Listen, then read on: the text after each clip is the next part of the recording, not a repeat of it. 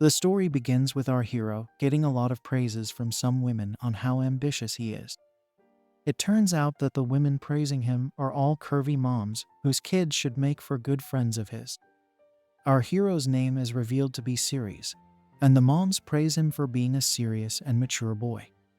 As it turns out, Ceres has a fantasy for curvy moms, and this is like a dream come true for him. There are 4 moms, each as cute and curvy as the next, so it looks like Ceres does not need to worry about anything else in his life. He says that he would get married to all 4 of them if he had the chance. But then we shift to the side of a house where Ceres has just woken up from his fantasy dream. He laments the fact that he can only be with the curvy moms in his sleep. But then we also learn that the scene we just saw was a memory from the past when Ceres was just a little kid. It has been 10 years since he had this memory, so he wonders why he is dreaming about such things right now. Now, we learn that Ceres is 1 out of 5 members in a hero party known as Light of Hope. Apparently, all the kids from this party are friends, and they have taken an oath to defeat the demon lord of this world. Ceres is a mage fighter, and he also happens to be a fighting member of the party, and it has been smooth sailing for the team so far. However, due to their busy schedules, they have not been able to go back to their village recently. Ceres simply hopes that everyone is doing well, and then he realizes that he is late for the hero meeting. He fears that the leader of his group Zector will get angry and scold him, so he rushes down the stairs instantly. He reaches his team and sees Zector with 3 cute girls. They are the remainder of the team, but none of them seem to be happy to see Ceres. Suddenly, Zector says sorry, but mentions to Ceres that he has been kicked out of the party. The girls look at him with neutral faces, but the strangest thing is that Ceres himself does not seem to be too shocked by this decision. He simply takes the news as it is and comments that such a thing was bound to happen. Our hero explains to us that his party did have a big problem, and it is to do with Zector himself. Of course, Zector is shown to be an amazing fighter, and he is actually the lead hero of the new world. He has great leadership skills, which allow him to do whatever he wants. And he's handsome also to boot. Having said that, he does seem to have character flaw that makes him a huge jerk, and it's his desire for women. Zector is a massive womanizer, and this has led to certain problems in his friendship with Ceres. The shady man tends to put love first, and he has always put Ceres on the sidelines so that he can spend more time with the girls of their party. Now, Zector tells Ceres that he should know why he is not being allowed to continue in his party any longer. Basically, the womanizer tells Ceres that if he is to make it big as a hero, then he will need achievements that will justify his standing. With that being said, he does not look at Ceres as someone who will help him with that. Rather, he sees our hero as a burden who is simply holding him back from achieving his true goals. Despite insulting Ceres so much, Zector tells him that he hopes for them to continue being friends. Of course, our hero does not feel the same way, but one of the girls says that she agrees with what Zector is saying. She also states that if Ceres were to continue with the party, then he would only end up getting injured in the future, and it could also cause him to lose his life. This is when Ceres actually shows a sign of shock, because this girl is Mel, with whom he actually shared a genuine friendship. He can't believe that Mel does not have his back here, but then he notices that she is wearing a rather expensive necklace, which has obviously been gifted to her by Zector. This makes a lot more sense now, but Ceres is still dejected because he was always there for Mel whenever she needed him. Despite this, she has chosen the playboy womanizer over Ceres, and there is nothing he can do to change that opinion. Now that he has gained the psychological advantage, Zector tells our hero that he should just head back to the village and become a countryside adventurer over there. He rubs further salt on his wound by saying he can join a weaker party to feel more important. Zector makes sure that all the girls are surrounding him as he says this.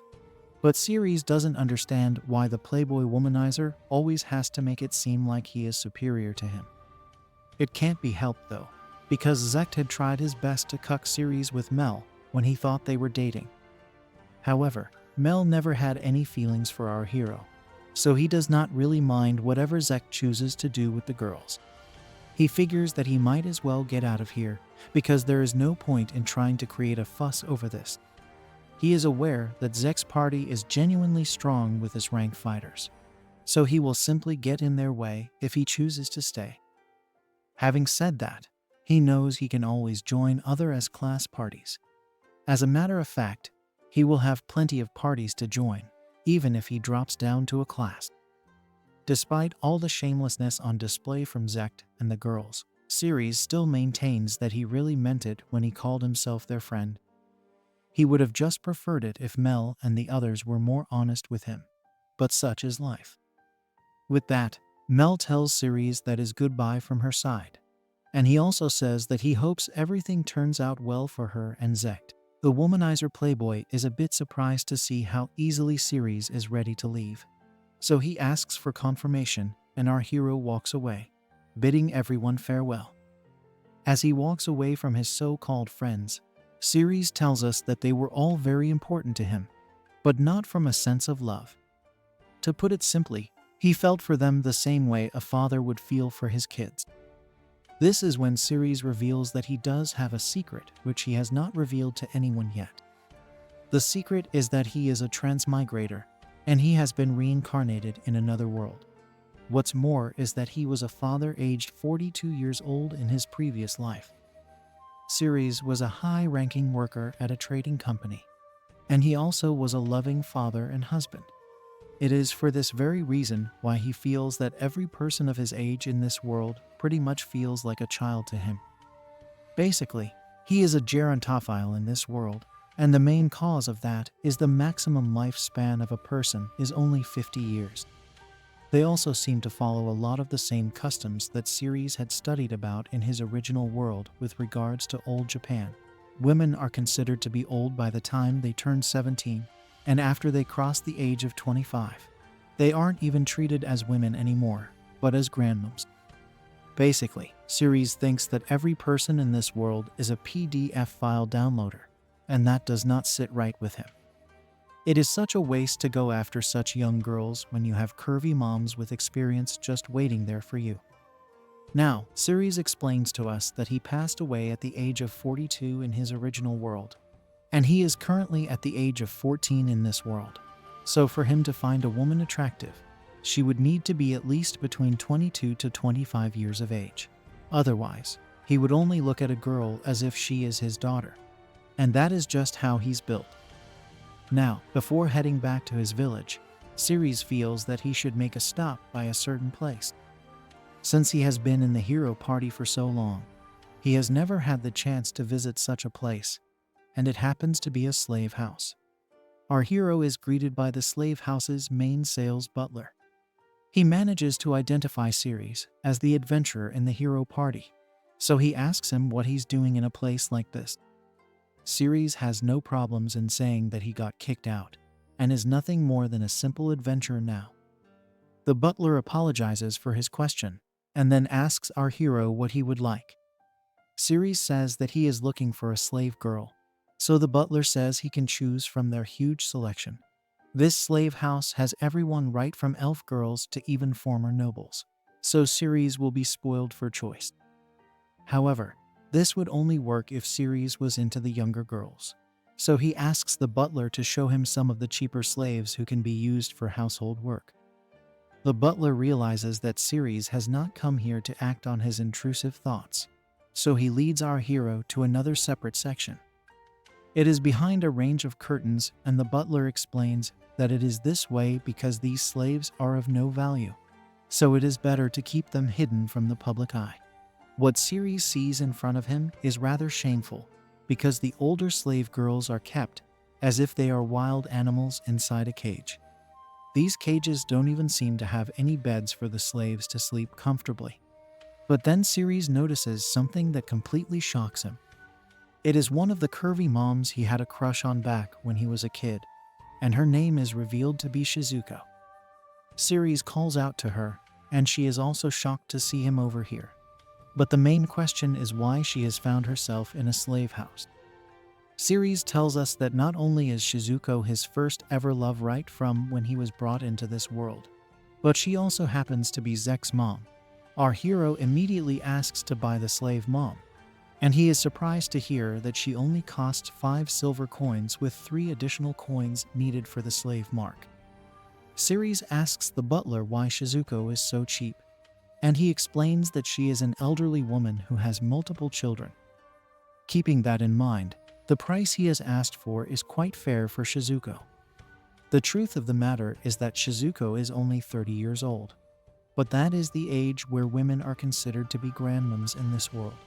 Now, our hero says that he will pay for everything with a gold coin, but he also wants Shizuko to be given a proper shower and some fresh clothes. The butler says that he only has clothes suited to younger women, but Siri does not have any problem with that. With the payment done, the butler makes the slave mark on Shizuko and completes the slave agreement. On top of that, she is also given a rather cute and tempting maid outfit, but she feels very shy while wearing it, especially because it seems to have awakened Siri's intrusive thoughts. She asks our hero not to stare at her with shady eyes, so he apologizes and says that he will get her some new clothes once they get out of here.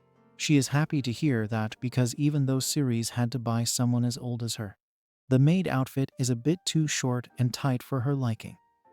The butler now hands over the slave documents to Siri, and he tells him that the slave mark will still help people understand who Shizuko's real owner is even if he were to lose these papers.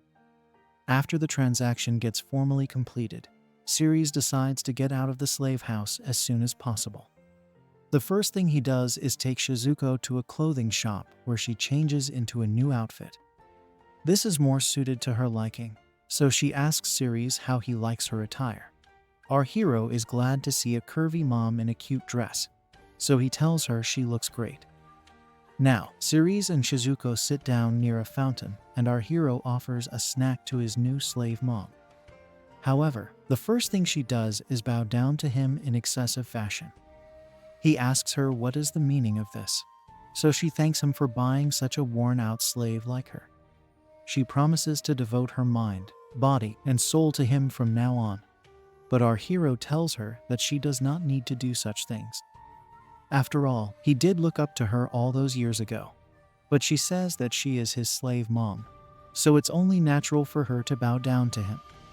However, this also causes Shizuko to become emotional, and she breaks down into tears over her current situation. Siri realizes that life might not have been kind to Shizuko, so he asks her to cry her heart out. Once she is done, he wants to know how she ended up in a slave house in the first place. As he watches his slave mom calm herself down, Siri remembers how he would console Mel back when they were in the same party. He used to feel like her father back then, but he has no such feeling right now with Shizuko. In his eyes, she looks like an adult Japanese beauty, so for him, it's a bonus since he is also from Japan. After she is done crying, Shizuko finally reveals that she was sold off by her very own husband, which comes across as quite a shocker for our hero. Her husband's name happens to be Zector, so Siri asks her how he came to do such a thing. Our hero explains that when Zector became a hero, he was given a lot of money from the state, so by that logic, Zector would have no reason to sell Shizuko. She agrees with this logic, but it turns out that the moment the greedy husband got his hands on this cash, he ended up spending it on women, gambling, and alcohol. At this rate, it was only a matter of time before he spent all of these earnings. Now, Shizuko did not seem to have a problem with her husband spending money on women of the night, but her main issue was with the fact that Zector was wasting all the cash. She told him that they would go broke if he continued this way, and he even apologized for his spending habits. Zector then told Shizuko that they'll go out and have some fun in the city one last time, after which he would stop blowing all his wealth. It seemed good enough to her, so she tagged along with her husband. But as was expected, this turned out to be a trap, and Zector shamelessly sold his own wife to the slave house. It's actually a horrible story to hear for Siri because he loves Shizuko with all his heart. He asks her why she didn't write a letter to Zector in order to get saved by him, but she says that her son would never help her out of any situation. Zect may love his dad, but he inexplicably hates Shizuko, which is yet another red flag. Ceres now remembers that Zect never really liked how serious his mom would be with him. Come to think of it, Ceres even considered Zector to be a serious man. But money can change people to all kinds of degrees. As Shizuko once again reflects on how useless her husband is, Ceres thinks back to the time he had confessed his love for her to Zect. He even told him that he wished to marry his auntie Shizuko. But Zector was only interested in his beer. He then told Ceres that by the time he would turn 15, Shizuko would be nothing more than an old hag. He then shamelessly said that if our hero still wanted her, then he could have her for a single gold coin.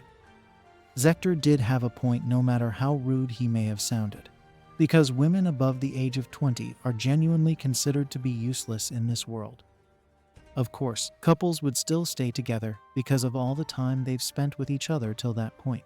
Now, Ceres asks Shizuko if she is mad at Zector, and she says that she is blinded with rage. However, there is nothing she can do about it at this point, even though she turns demon mode and says that Zector is going to rot in hell for what he did to her. Shizuko has a rather scary look on her face as she says this, and it even spooks out Ceres. Our hero apologizes to Shizuko for remembering all these painful thoughts, but she says that it's no problem at all. As a matter of fact, she felt really happy when Ceres came to her rescue and bought her from the slave house. Shizuko blushes as she says this, so Ceres comments that she is a very beautiful woman. He proceeds to tell his slave mom that she is not old, and she should stop thinking like that. Shizuko states that Ceres is the only person in this world who would say such a thing.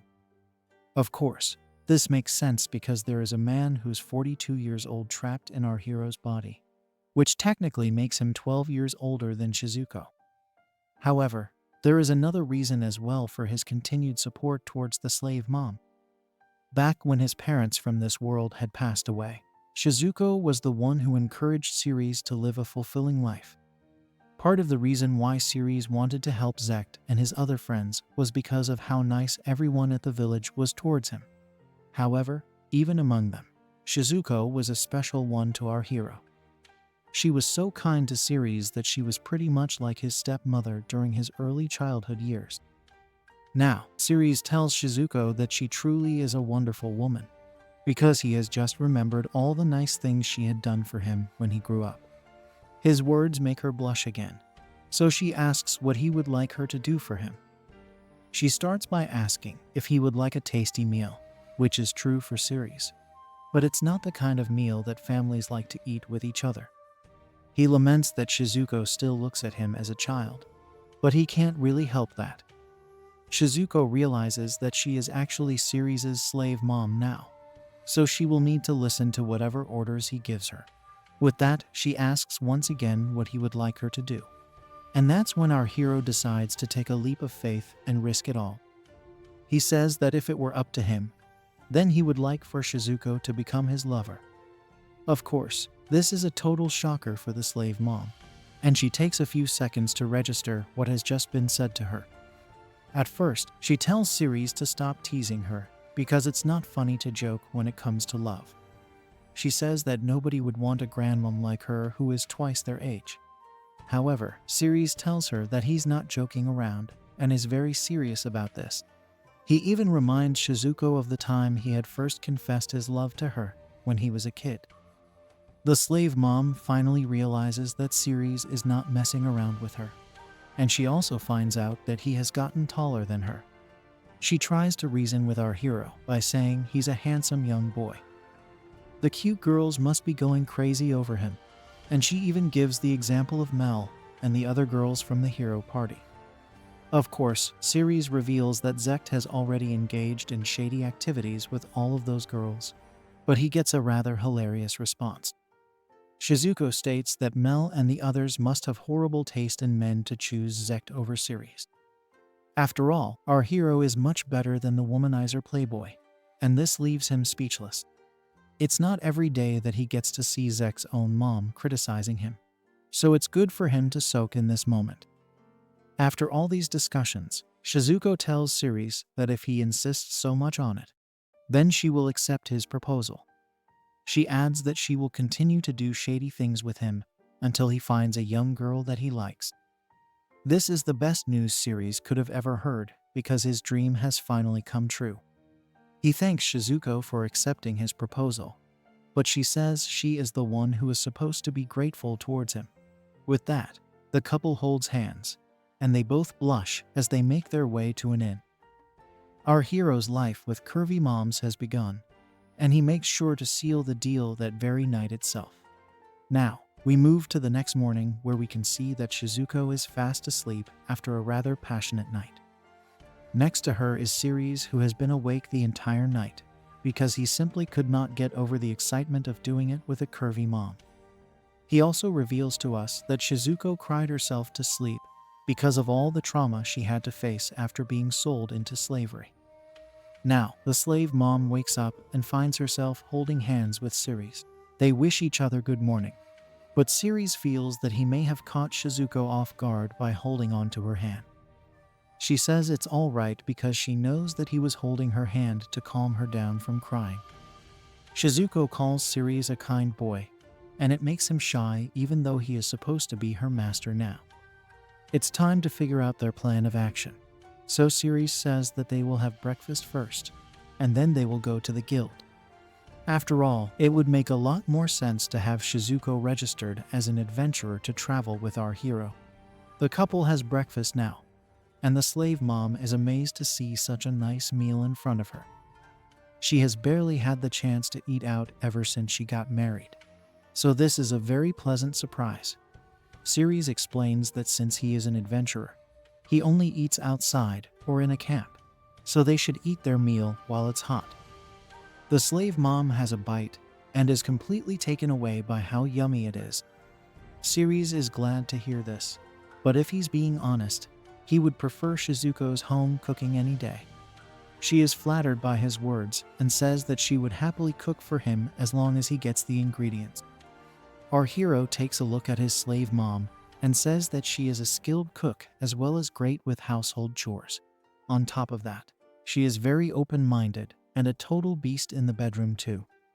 He does admit that Mel and the other two girls are beauties, but when you compare them to Shizuko, they are nothing more than children. Ceres can never get tired of being around his slave mom, and he genuinely believes that she is the best. The couple enjoys their breakfast while also flirting with each other, and then they head over to the guild for registration. Ceres is welcomed by the girl at the reception, and she even refers to him as Lord Ceres. He tells her that he wants to register an adventurer and also apply for a new party. This is a bit surprising to the reception girl, and she asks if Ceres wants to start his party with the woman next to him. She is referring to Shizuko, so our hero says yes. But the reception girl looks at the slave mom and asks if an old bag like her should be doing such things, and that too with Lord Ceres. Our hero panics because he knows that Shizuko will not take this lightly, and we can see it immediately in the ominous aura being emitted from her body. She tries to fight back her emotions and says that since she is a grandmom, the term old bag is suitable for her. Now, in a shocking twist, Shizuko says that if she is to go on adventures with her master, then it would not make sense for her to register as a new adventurer. She would much rather apply for the reinstatement of her status, which means that she used to be an adventurer before. Ceres wants to know more about this, so Shizuko reveals that she was an adventurer for sure, but she quit before she got married to Zector. As a matter of fact, neither her husband nor her son even know about her life before marriage. Both those men are full of ego, which was the main reason why Shizuko kept shut about it. The reception girl still does not seem to believe what the slave mom is saying, so she says that she will check the blood registry just in case of a possible scam. For that, they will need to extract some blood from Shizuko. But that is not needed when the reception girl's dad comes out to show himself. He says sorry for the way his daughter has treated Shizuko, and we learn that her name is Sally. The dad then asks the slave mom if she wants to return to work, and she says yes with a giggle.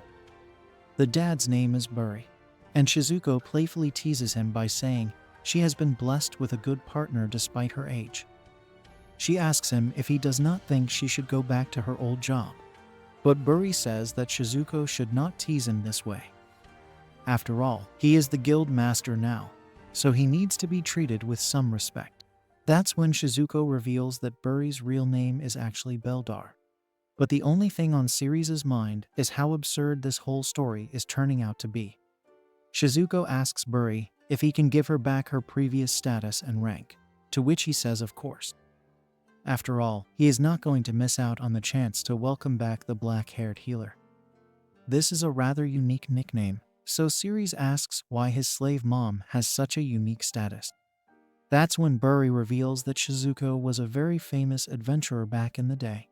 She was known as the master healer, who was leaps and bounds above the rest of the healers. Now, Shizuko drops the biggest reveal on her master by saying she actually used to be an S-rank adventurer. Our hero is stunned to hear this, because he would never have imagined in his wildest dreams that the curvy mom he just clapped last night also happened to be an S-class adventurer. He can understand that Shizuko is heavy on family matters and also a beast in bed. But the fact that she also has strong healing powers is a whole other flex. Of course, it also raises the question as to how she let herself become a slave so easily if she had such powers the whole time. Now, Buri states that since it's been a while from when Shizuko last completed a quest, he can't just give her back the S-tier ranking. He asks if she will be fine with the A-tier ranking, and she says yes to it. Buri gets all the basic work done, and then he has to tend to other matters, so he leaves the rest to Sally. The reception girl bows down to the slave mom and says sorry for speaking so rudely to her earlier, and Shizuko says that she doesn't mind as long as Sally is genuinely apologetic. She is about to show all the quests that are available right now, but Siri seems to be stunned still. Sally asks him if anything is the matter, and he states that he is just trying to recover from all the shocks that he has just received. Now, the couple goes through some of the quests, and they eventually land their hands on one that seems a bit appealing. It is to do with slaying an earth dragon, and both of them are on board with it. Sally comments that earth dragons are the weakest out of all the dragons, but even then, this is not a quest that you would want to take on alone. This proves that Shizuko can indeed walk the talk of her being an S-rank adventurer. Our hero asks his slave mom if she would like to come for this quest, and she says there is no doubt about it at all. Siri's does not want to put his slave mom in a dangerous situation, but he has faith in her because he now knows that she has the skills to survive an earth dragon. He still tells her that the condition for her to tag along is to allow him to fight the beast all by himself. The best she can do is sit back and watch the fight. Shizuko agrees to this deal, and then she says that they should head to the inn and borrow the kitchen over there, so that she can cook a nice meal for her new master. As they head towards their destination, Siri tells his slave mom that he still can't believe she is such an amazing adventurer. This is when she reveals that she was not the only one who had such impressive skills. She had actually formed a party with the moms of Mel, Lita, and Maria as well, thus confirming the names of the other two girls in Zek's party. Now, our hero thinks about how cute and curvy all these moms were as well, which means that Shizuko's party was pretty much a heavenly fantasy for him. The more important thing is that these moms were all nice and kind to him back when he was a child. Now, Shizuko reveals that even though their party was strong, they would still face issues because they were all women. Strange and shady men would approach the girls all the time, and it would lead them to beat these creeps one after the other.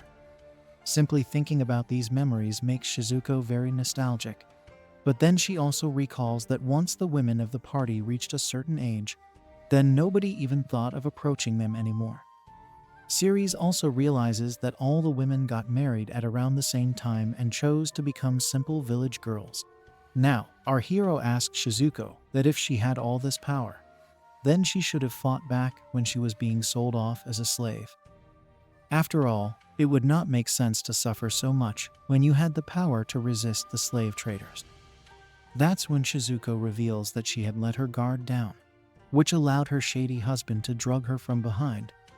She continues to smile as she talks about this, but also says that the time she meets Zector, she will make sure that his head will rot.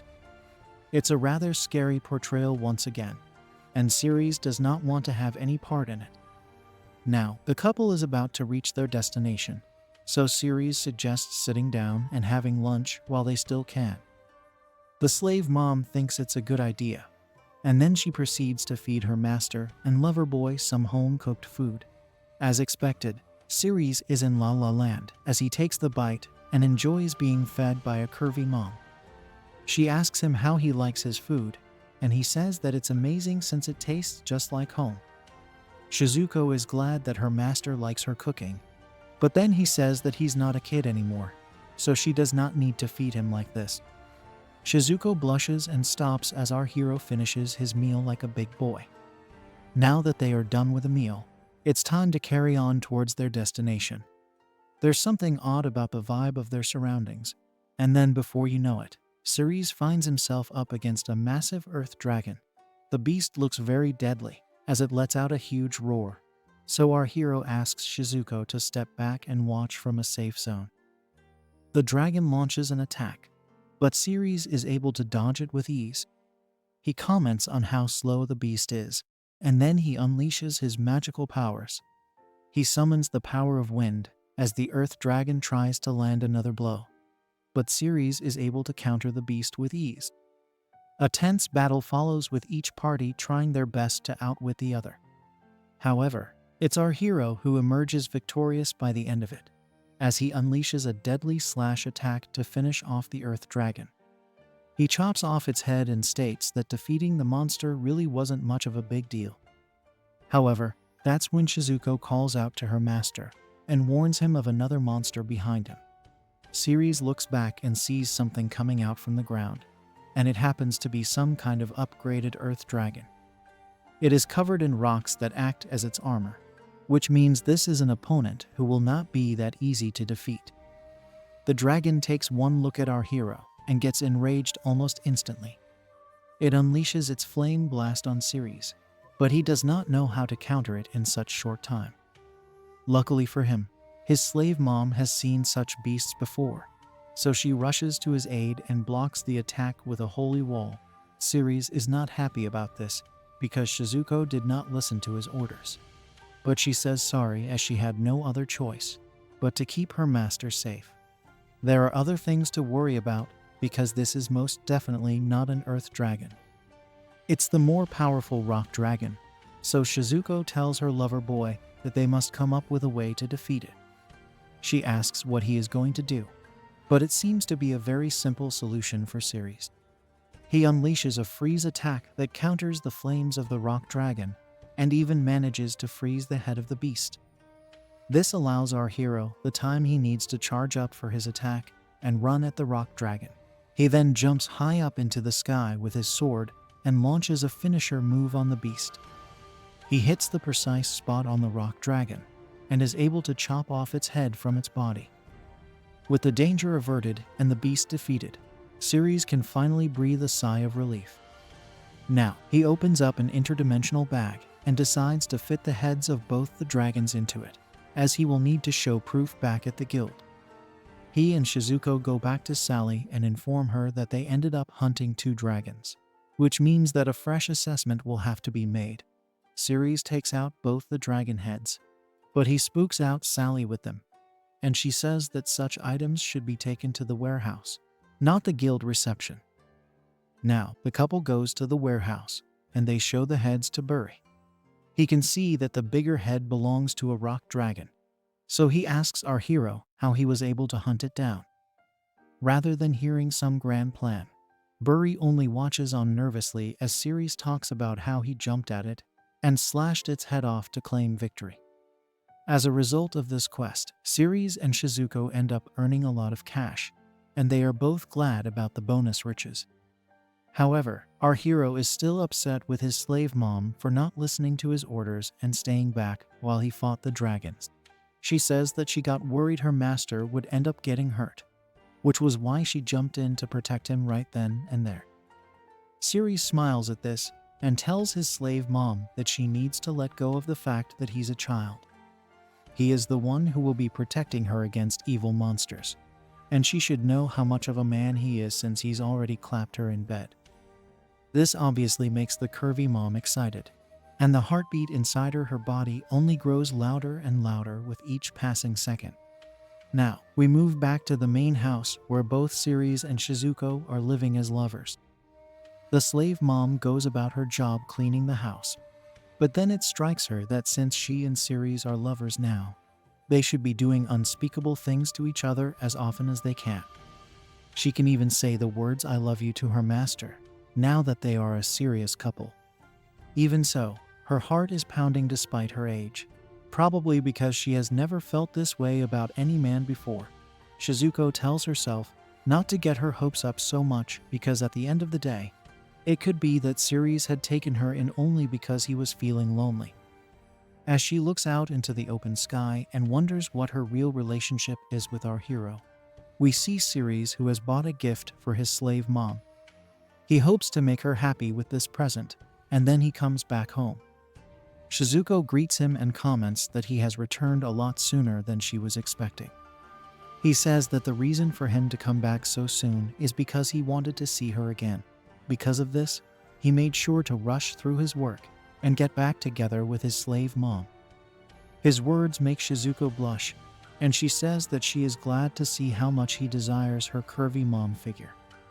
Our hero simply smiles as he looks at Shizuko, but in his head, he is celebrating the healing power of milks. In the middle of all this, we are told about Maria, who has the healing power of a priestess, although it is still up for debate as to what she actually considers to be healing. Now, Shizuko asks her master what's wrong because he's been staring at her for a while. He says that he was simply admiring her because she is a very beautiful woman. Of course, Shizuko is a bit embarrassed by this because she still considers herself to be an old woman. She is also not used to hearing such nice compliments. But Siri tells her once again that she is not old at all. As a matter of fact, he considers her to be a young woman, which is true considering the fact that his mental age is above 42. Hearing yet another compliment is too much for the slave mom, and she says that her master has made her ecstatic with all this romantic talk. Now, Siri says that he finds Shizuko to be a beautiful young woman who has no comparison in this world. So he would really like it if she stopped referring to herself as an old woman. She says she will try to do so from now on. But at the end of the day, Siri can't really blame her for it. After all, she still must be seeing him as Zek's childhood friend from all those years ago. Now that the moment is right, our hero decides to hand over the gift he got for his slave mom. It's a massive bouquet of flowers, and Shizuko is shocked to see such a sweet gesture from her master and lover boy. She can't believe that he has done this just for her, and she says thanks with all her heart. Siri says that he has also gotten some cake for Shizuko, so they should have a slice. But she says that they should save the cake for after the actual meal. If they eat the dessert right now, then it will spoil our hero's appetite, and he won't end up having a proper dinner. It turns out that Siri has one more thing that he would like to give his slave mom, but he decides to save it for later. Shizuko asks him why he is making such a weird face, and it makes him remember how she used to say the same thing to Zector and him back when they were kids. Now, the couple heads out for a walk, and they enjoy the nice little breeze that is coming their way. Shizuko thanks Siri for all that he's done today because no one has ever been so kind and sweet to her. She then asks him why he went through so much trouble to do all of this today. It isn't even a holiday, so there has to be some reason for our hero to become so romantic. That's when he brings out the gift that we had seen earlier, and he tells Shizuko to take a look at it. The slave mom opens the gift and is shocked to find that it is an extremely lavish necklace. However, at the same time, she feels like she can't accept this because she didn't even have a ring from her previous marriage. She tries to deny the gift, but our hero is not having any of it. Shizuko reminds him that this is the kind of ring people give to younger girls, and he says he is well aware of this. Despite all the gestures, Shizuko worries that if she accepts this gift right now, then Ceres will end up regretting it later in his life. However, before she can present another argument, Ceres tells her that he loves her with all his heart.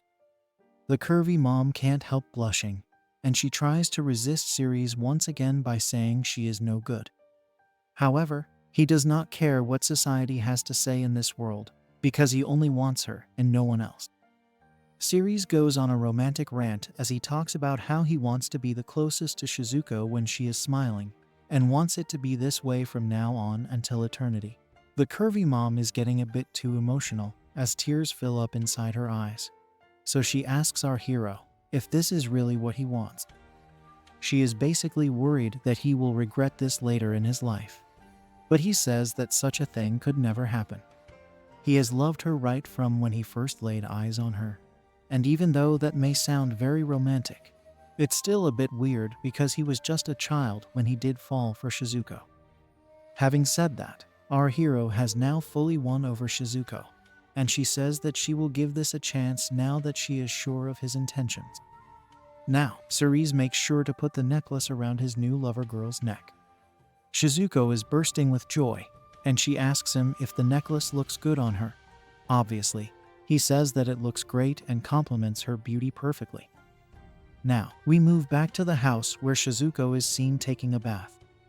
She knows that there's no running away from her relationship with Ceres now, but she still can't believe that he was serious enough to get her such a fancy necklace. It once again boils down to the fact that she has never been treated this way before, especially because her ex-husband never bothered to get her even a single thing for the sake of her happiness. Shizuko thinks back to the times when Ceres would tell her things such as "I love you" and "I want to marry you." However, all of this was back when he was just a little boy, so she did not think much of it back then. There was no way for her to know that our hero was actually being serious all the way back then. The curvy mom even thought that this was a way for Ceres to deal with the loss of his own mother. After all, such incidents can make a boy very lonely. But as it turns out, this was not the case either. Shizuko even remembers Ceres getting along with the other moms and saying similar things to them as well.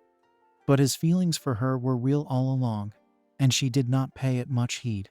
Now, she knows how it all began, and she is ready to take things to the next level.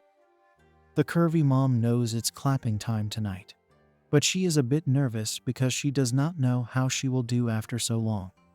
She also feels like she has put on some weight due to her age, even though she has the body of a human goddess. Shizuko is also not sure of mingling her whole body with such a young man, because such acts are not considered to be normal in this world. Anyway, she will just have to put her faith in her lover boy and see how things go from there. The curvy mom now thinks about herself from 10 years ago, and she was really cute then, but is also very cute and curvy now. Of course, Ceres was only 4 or 5 years old back then, so she should not focus on such things. It would not be nice to make our hero wait any longer, so she decides to get out of the shower and go for it. Now, Shizuko steps into the master bedroom, where Ceres is eagerly waiting for her. She apologizes for making him wait and says that she is done with her shower now, so he can go ahead. Our hero is nervous as well, but he knows even he needs to shower before getting down and dirty, so he steps into the bathroom. While he gets ready, Shizuko sits on the bed and reminds herself once again that this will be the most important night of her life. An extremely passionate night awaits the couple indeed. We see the curvy mom in bed, wearing nothing but a towel as she waits for Ceres to come to her side. Soon enough, he also shows up and apologizes for making her wait. But Shizuko gets panicked when her time arrives. Her heart beats nervously, and then she even prays to Ceres' mom's soul, apologizing to her for what she is about to do.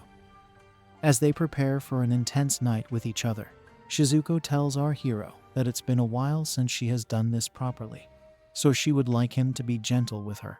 Of course, she feels that it is also his first time getting this serious, so she asks him if he needs any guidance. However, he shows himself to be quite the expert as an extremely passionate session follows.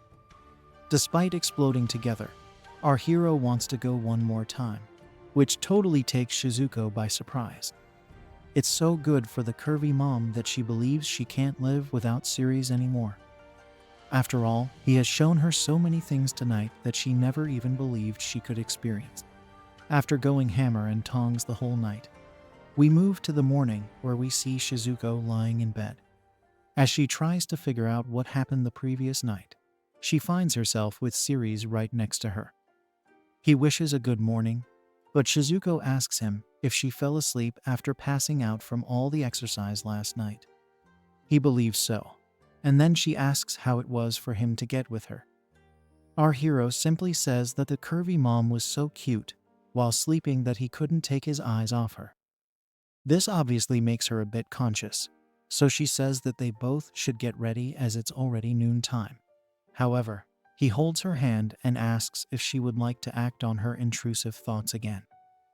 After yet another unforgettable session, Shizuko tells our hero that she was amazed to see how much he wanted to please her as a woman.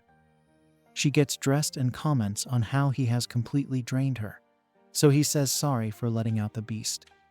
Of course, she does not have a problem with this at all, but it leads Siri to wonder if he has always been such an excited man.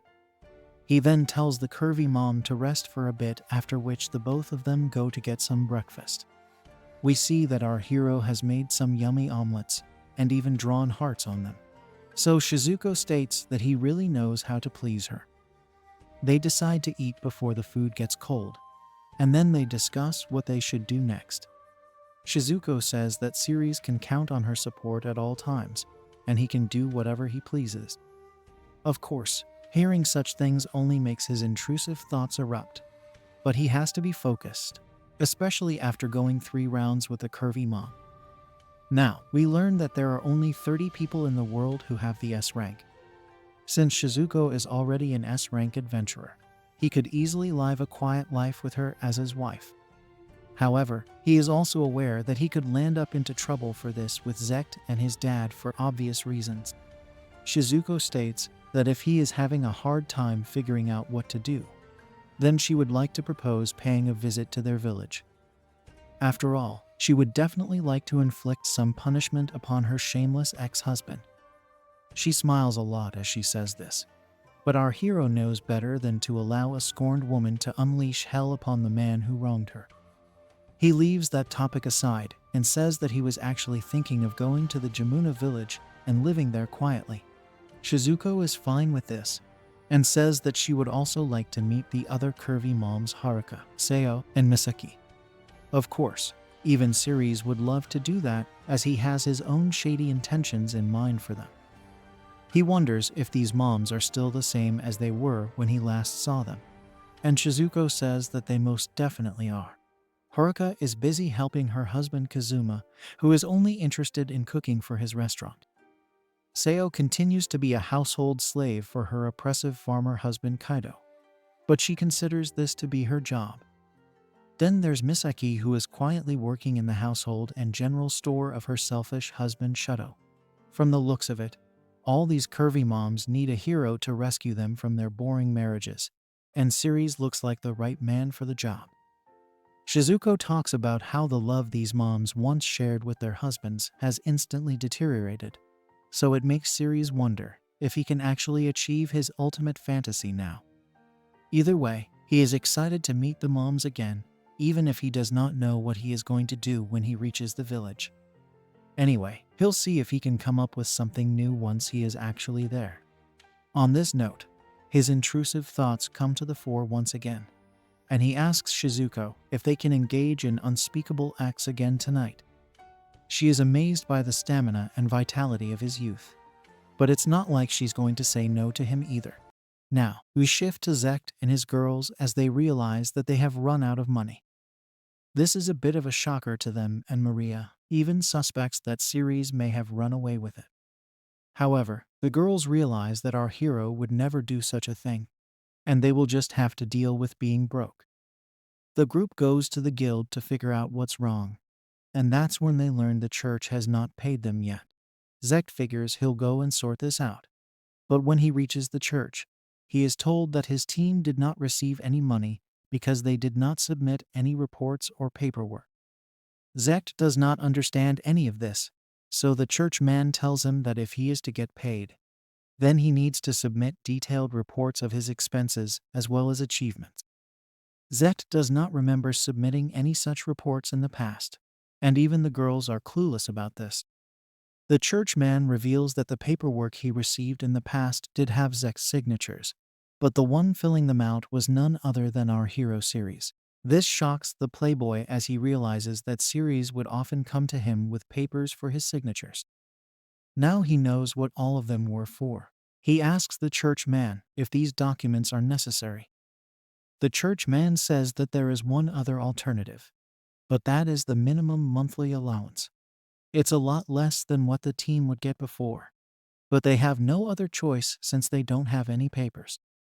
Now, Zector turns to Mel and asks her if she would take over from Siri's regarding the reports. She wants to know why she has been chosen for this task, so everyone tells her that she is the smartest among them all. She is a sage after all, so a lot of papers are dumped right in front of her. Lita tells her that such a task should not be that tough. But Mel is upset, so she says that it is indeed difficult. She can't do this as well as the other chores. But Zector argues that Siri's could handle both responsibilities with ease. Of course, Mel is nowhere close to our hero, so she tells Zector to have Lita or Maria handle the paperwork if he's so confident about it. The playboy panics and calms her down by saying she will need to work only on the reports for now. Later in their tent, we see Zector eating some stew, but it looks like something that has come straight out of the trash can. He complains about it and asks Lita why she couldn't make anything better than this. Lita is not pleased to hear this, so she tells Zector that he can have Maria cook the food if he is not too happy with her. Maria instantly says that Lita is a better chef, and Zector agrees instantly because Maria tends to burn anything she cooks.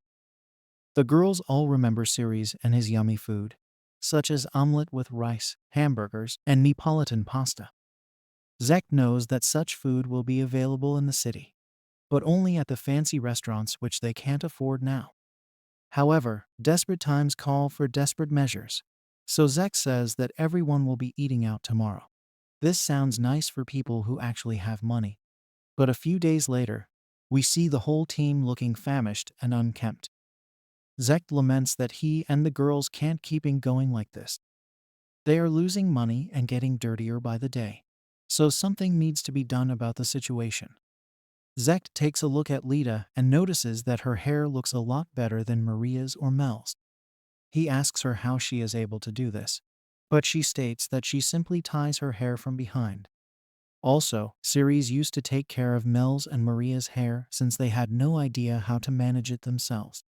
Zector gets annoyed because our hero has been mentioned yet again, proving how useful he actually was to this team. In a moment of frustration, Zector says that he and the girls should go to the church and have them take care of them. However, Maria is completely against this idea because the church members lead a very frugal life. They rarely ever eat meat, and everyone has to take care of themselves anyway. So the team is better off as it is right now. Zector eventually agrees that they won't go to the church, and then he is asked why the team doesn't just go to the guild to earn money from adventures. Zector says that will not be possible because they take money from the church and the country. Due to this, they are not allowed to go out and hunt monsters, and it leads Zector to wonder how Siri's was able to do everything that he and the girls aren't. He laments his current situation, but there's not much that he can do about it. Now, we move to our hero and his lover mom Shizuko, who looks super cheerful right now. Siri's tells her that they will get some money after their meal, and then they will leave the city. Shizuko is completely fine with that, but Siri's doesn't understand why she is so cheerful. The curvy mom says that it's because she has him by her side, and then we see how our hero takes care of Shizuko. It turns out that he shampoos her hair every morning with a hair cleansing potion. He then combs the hair as he dries it out, almost as if he is a professional salon person. In this world, there is no husband who would do such a thing for his wife. But even then, Zector and the girls ended up throwing Ceres out of their group. Shizuko does not like to make fun of other people's kids, but maintains that if Haruka were to see Lita like this, then she would have definitely slapped her.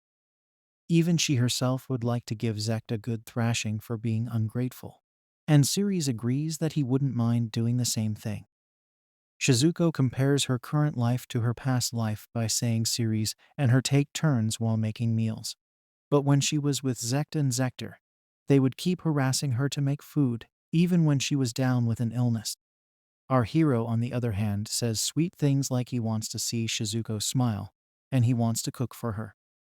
Such a drastic change makes the curvy mom so happy that she wishes to dance around randomly because of her comfy life now. There's also the fact that she and Ceres engage in the most unspeakable acts known to mankind day and night. So life is full of pleasure now. Shizuko even goes as far as to say that if she had to choose between Zector and Ceres, she would easily choose Ceres without even having to think twice about it. She is his lover mom after all, so it's a no-brainer. Now, we move to the forest where Ceres has taken down multiple monsters at the same time. Shizuko is amazed to see how strong our hero is, but he says that it's easy for him because he's used to hunting down monsters by himself to survive. This is a bit surprising to Shizuko because Ceres used to be a part of the hero party, so there was no need for him to hunt for his earnings. However, he explains that since he is a magic warrior, he did not get aid from the party and had to pay for his own expenses. The curvy mom can't believe this because Ceres was not only helping Zector and the girls defeat the Demon King, he was also doing requests on the side to pay for himself. Our hero says he didn't have any choice, and then Shizuko realizes that he must have been doing chores as well. Realizing that her lover boy has had such a tough life, the curvy mom brings his face close to her soft pillows in order to soothe his mind. Shizuko then asks Ceres what's the strongest monster he's hunted, and he says he's gone up to the dragon class. This includes wyverns, earth dragons, rock dragons, and even water dragons. Shizuko asks Ceres that if he's able to hunt down such beasts, then he might actually be as strong as Zector if not stronger. Our hero is not too sure because he would never take part in the big battles. If he added to Zector and the girls during these fights, then it could have caused a lot of issues for them. So he decided to stay in the sidelines and handle the small fry. Shizuko now realizes that while the four chosen ones get great powers, she had also heard of a hero so strong that even dragons would not be able to lay a hand on him. In her opinion, Zector and this hero should not be so different, and it looks like she's referring to Ceres, who is still lost inside her soft pillows. She is saying this because our hero seems to be stronger than S-class heroes. However, it does not matter how strong you are. You can still suffocate inside soft pillows. So Ceres asks Shizuko to let him breathe for a bit. He then suggests going to the guild to give their report, so the curvy mom does as he says. The couple meets Sally, who gives them their reward. But then she also tells Ceres something important. It seems that he is still registered to the hero party. But this does not make sense as he had already left the group and made a new party with his lover mom. Sally admits that this was a mistake on her part, and she apologizes for it. Basically, she made a separate force for Zek's party, but since the guild treats each group independently, this should not be a problem for Ceres and Shizuko. Ceres asks what will happen to his lover mom because he did not tell her son Zector about this. Sally explains that these things won't be an issue because Ceres is the leader of the separate group. Shizuko is simply a member of the separate group, and that's it. Ceres asks if he can still use the hero party's privileges, and Sally says yes as long as he and Shizuko remain members of the party. The curvy mom wants to know if she is also a part of the hero's party now, but Sally says that technically, she is the subordinate of Ceres in the hero party's separate group. Also, Ceres has been granted a new title called Dragon Slayer, so he can call himself that from now on. Shizuko congratulates him on this, and then she asks Sally if any other hero has ever hunted a dragon. She reveals that Zect and Lita were able to slay demi-dragons and wyverns. But these are not proper dragons, so they don't get the same title as Ceres. This means that our hero is indeed the only one who was able to achieve something so great, and it makes Shizuko excited. She states that even Zect could not slay a proper dragon, which makes her lover boy more admirable. Sally tells Shizuko that she should not be talking about Zect so casually since he is the chosen hero of this world. That's when Ceres reveals to her that Shizuko is Zect's mom. This is a shocker to Sally, and she slams her head onto the table while trying to apologize for misspeaking. The curvy mom does not mind this, and she reveals that she is simply our hero's lover girl now, which further shocks Sally to her core. She takes a look at the registry and tells Shizuko that she is simply listed as a slave girl. But then she blushes and says that she is a love slave to Ceres. This is a rather shady thing to say. So Sally looks at our hero and asks him exactly what's going on over here. Of course, Ceres does not want any misunderstanding. So he explains to Sally how he ran into Shizuko and what led him to buy her as his slave mom. Sally can't believe what she has heard, and she lashes out at Zector for abandoning his wife like this. She calls him the enemy of all women, but also finally understands our hero's mommy desires. In this case, she has a proposal for the lovebirds, which is to have a guild marriage. Ceres is not too sure of what this means, but Shizuko does, and she blushes because she is much older than our hero. Ceres wants to know how a guild marriage works, so Sally explains that it's simply a registered marriage through the guild. This would make it easy to contact Ceres if there are any issues, and the guild will also be able to keep a track of his accounts as well as Shizuko's. This is not very different from family registries in our hero's original world of Japan, and he would definitely like to make things official. He asks Shizuko if she would be interested in doing the guild marriage because he would surely love to. The curvy mom asks him if he is absolutely certain of this since she has a lot of years on him, and there's no walking away from such a marriage. As expected, Ceres is fine with it because he was the one who fell for her first. With that said and done, our hero and his lover mom officially tie the knot and get married.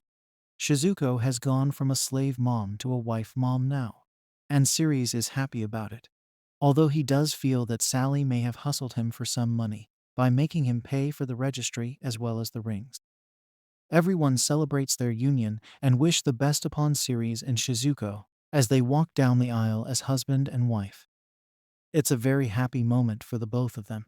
And then Ceres buys drinks for everyone on the house. This leads to even further celebrations as Sally starts handing out the drinks to everyone at the bar. Shizuko couldn't be happier about this because she has finally found the perfect husband, who at one point was pretty much like her stepson. Then she reveals that she had kept a promise with the other curvy moms back in the village. This was basically to share all their sorrows and all their blisses together with each other. This means that Ceres will probably have to take in a total of 4 mom wives. But that will not be a problem for him since he is a mommy lover. Now, Shizuko and Ceres reach the village of Jamuna, and it brings back some fond memories for our hero, as he was born here. The people of this village raised him after he lost his parents, so he is looking forward to his time here. His mom wife, on the other hand, is not too thrilled, and he was expecting this because Zector lives here as well. He is the same man who sold off Shizuko in the first place, so it's normal for her to feel a bit sad. Ceres goes to meet the chief, who is a bit surprised to see him. He was under the impression that our hero was out on a mission with Zect and the others. Now, Shizuko comes in as well, and this shocks the chief even further. This is because Zector had told everyone at the village that she had passed away. As expected, Shizuko has a frown on her face, and Ceres does not like seeing this, so he asks her if she would like him to have a word with her past husband. Shizuko says she can handle it, and then the couple explains everything to the chief. He realizes how traumatic it must have been for the curvy mom, and he calls Zector a lowlife for doing what he did to her. He would have chopped off his arm and thrown him out of the village as well. But it looks like Zector is not here anymore. We learn that he did not pay his taxes, and it led to the feudal lord taking him away. Shizuko pauses for a second, but then she activates demon mode and starts laughing over what has happened to Zector. The chief asks her to get it together, and then the curvy mom admits that she lost her composure for a bit. She wanted to at least get one hit at Zector, but it looks like he is a much worse place now. Siri also knows that his mom-wife is speaking the truth, because even if Zector were to complete his time paying off his taxes while working as a slave, he will not have any face left to show in the village. After all, he did spend all of his son's money on curvy babes and booze without sharing it with anyone in the village. It really is a live example of you reap what you sow. Our hero states that he will never forgive Zector for selling off his dear Shizuko. But he also admits that he has a few good memories with him since he would take him and Zect out fishing during their childhood. Either way, it looks like things have turned out conveniently because revenge would not have been the best way to end this. Now, the chief comments on how happy Shizuko is looking due to the fact that she has gotten herself such a young husband. She admits that it's almost scary to see how happy she has become. And then the chief also commends Siri for actually following through on the promise he made to the curvy mom back when he was a child. He even states that our hero is a very brave man for being able to live up to such a promise. Now, Siri decides to buy himself a favor, so he gives the chief some coins to keep him happy. The bald chief then tells our hero that he should go get some rest with Shizuko. However, since the both of them just recently got married, he believes that the couple may want to tire themselves out even more. Siri figures that the chief has given in to his own intrusive thoughts, so he should just try to get out of here with his wife mom. The couple reaches their home and are relieved to finally have some private time with each other. Shizuko is very happy to have gotten rid of Zector now, and she does not want to live with any kind of resentment. After all, she has finally found herself a nice husband after a long time. Our hero tells her that he was the one who caught her after all this time, so he deserves some credit as well. He then says that they can take it easy for today, but Shizuko asks him if he really wants to take it easy or actually get more exercise, just like the chief was saying earlier. Everyone's intrusive thoughts seem to be going wild and out of control, so Siri suggests getting freaky right now. Shizuko is a bit taken aback by his eagerness, but they get down to business anyway. After our hero suggests acting out his intrusive thoughts with his new wife mom, he and Shizuko don't waste any time in partaking at all. This goes on for quite a while, and then we move to later the next day as Siri wishes Shizuko a good morning and then tells her that the both of them didn't take a break for even a second yesterday. Our hero is reminded that it's not morning but rather afternoon, so it makes him feel embarrassed. Siri tells Shizuko that it's bad for him to be so excited all the time, but she tells him it's not an issue for her at all. As a matter of fact, she is glad to see someone desiring to do such things to a woman of her age. Everyone must be busy right now, so Siri doesn't want to disturb them. But then he comes up with the idea to visit Kazuma. Shizuko has no issue with that, as this will also lead them to meet Haruka. Now, we learn that Kazuma is the only set meal restaurant in the area, and it is named after its owner. Kazuma also happens to be Lita's dad, and his wife is the very cute Haruka. Siri tells us that Kazuma was the one who helped him recreate some of the dishes from his own world over here. He even considers Kazuma to be more of a brother to him, even though they are not related by blood. On that note, he considers Haruka to be like a sister to him as well, although we'll find out later that our hero actually meant to say stepsister. Now, Siri and Shizuko reach the restaurant and meet Haruka. Our hero is a bit nervous to see her, but Haruka greets the both of them happily. She also tells Shizuko that the chief informed her about what had happened to her. The slave mom says it was fine because Siri came to her rescue, and this impresses Haruka. She smacks our hero out of affection, but he tells her she's being too rough on him. He is not able to understand why she likes to playfully hit him so much, but then Shizuko diffuses the situation by saying she's a bit jealous of these two, although she is already married to Ceres. Haruka asks Shizuko if she actually went through with the marriage, and this causes the wife mom to blush. She admits to being the happiest woman in the world, but maintains that she is not a female Drake. Haruka agrees and says that Ceres has always been in love with her right from when he was a little baby. Now, Shizuko wants to tell Haruka that our hero also has intrusive thoughts for her. But before the ladies can discuss this, Kazuma shows up and announces that his pasta is ready. He is glad to see both Shizuko and Ceres, after which our hero also greets him as his brother. Ceres calls back to the time Kazuma took him in and acted like his father as well as his brother. This led him to calling Haruka his sister, but we all know his true intentions at this point. Ceres even admits to us that he was in love with Haruka for some time, especially because of her style and her looks, but he buried those feelings deep in his heart out of respect for Kazuma. As Ceres thinks about Kazuma and Haruka being a match made in heaven, Shizuko asks him if he likes Haruka. Of course, Ceres tries to deflect the question by saying he likes Haruka as a sister, but then Shizuko says that she knows what kind of man he is. She knows he wants his elephant to enter her kitty cat, so Ceres briefly acknowledges his shady thoughts back when he was a child. He obviously wants to maintain his love for his wife mom, so he tells her that he loved her the most and Haruka the second most. Shizuko says that if she looked at it from an outsider's perspective, then it wouldn't be too bad for Ceres to get with Haruka. This leads Ceres to praise Haruka for looking much younger than her actual age. In this world, it's not rare to have children by the age of 15. Which means it's basically the diddler's paradise. Having said that, Haruka looks like she's in her early 20s, although she might have actually crossed the age of 30 by now. Ceres doesn't mind older women looking young, because that's basically the dream for boys like him. He says all of this out loud, so Shizuko admits to Haruka looking very young. But it is obvious that she is feeling a bit insecure of her own age now.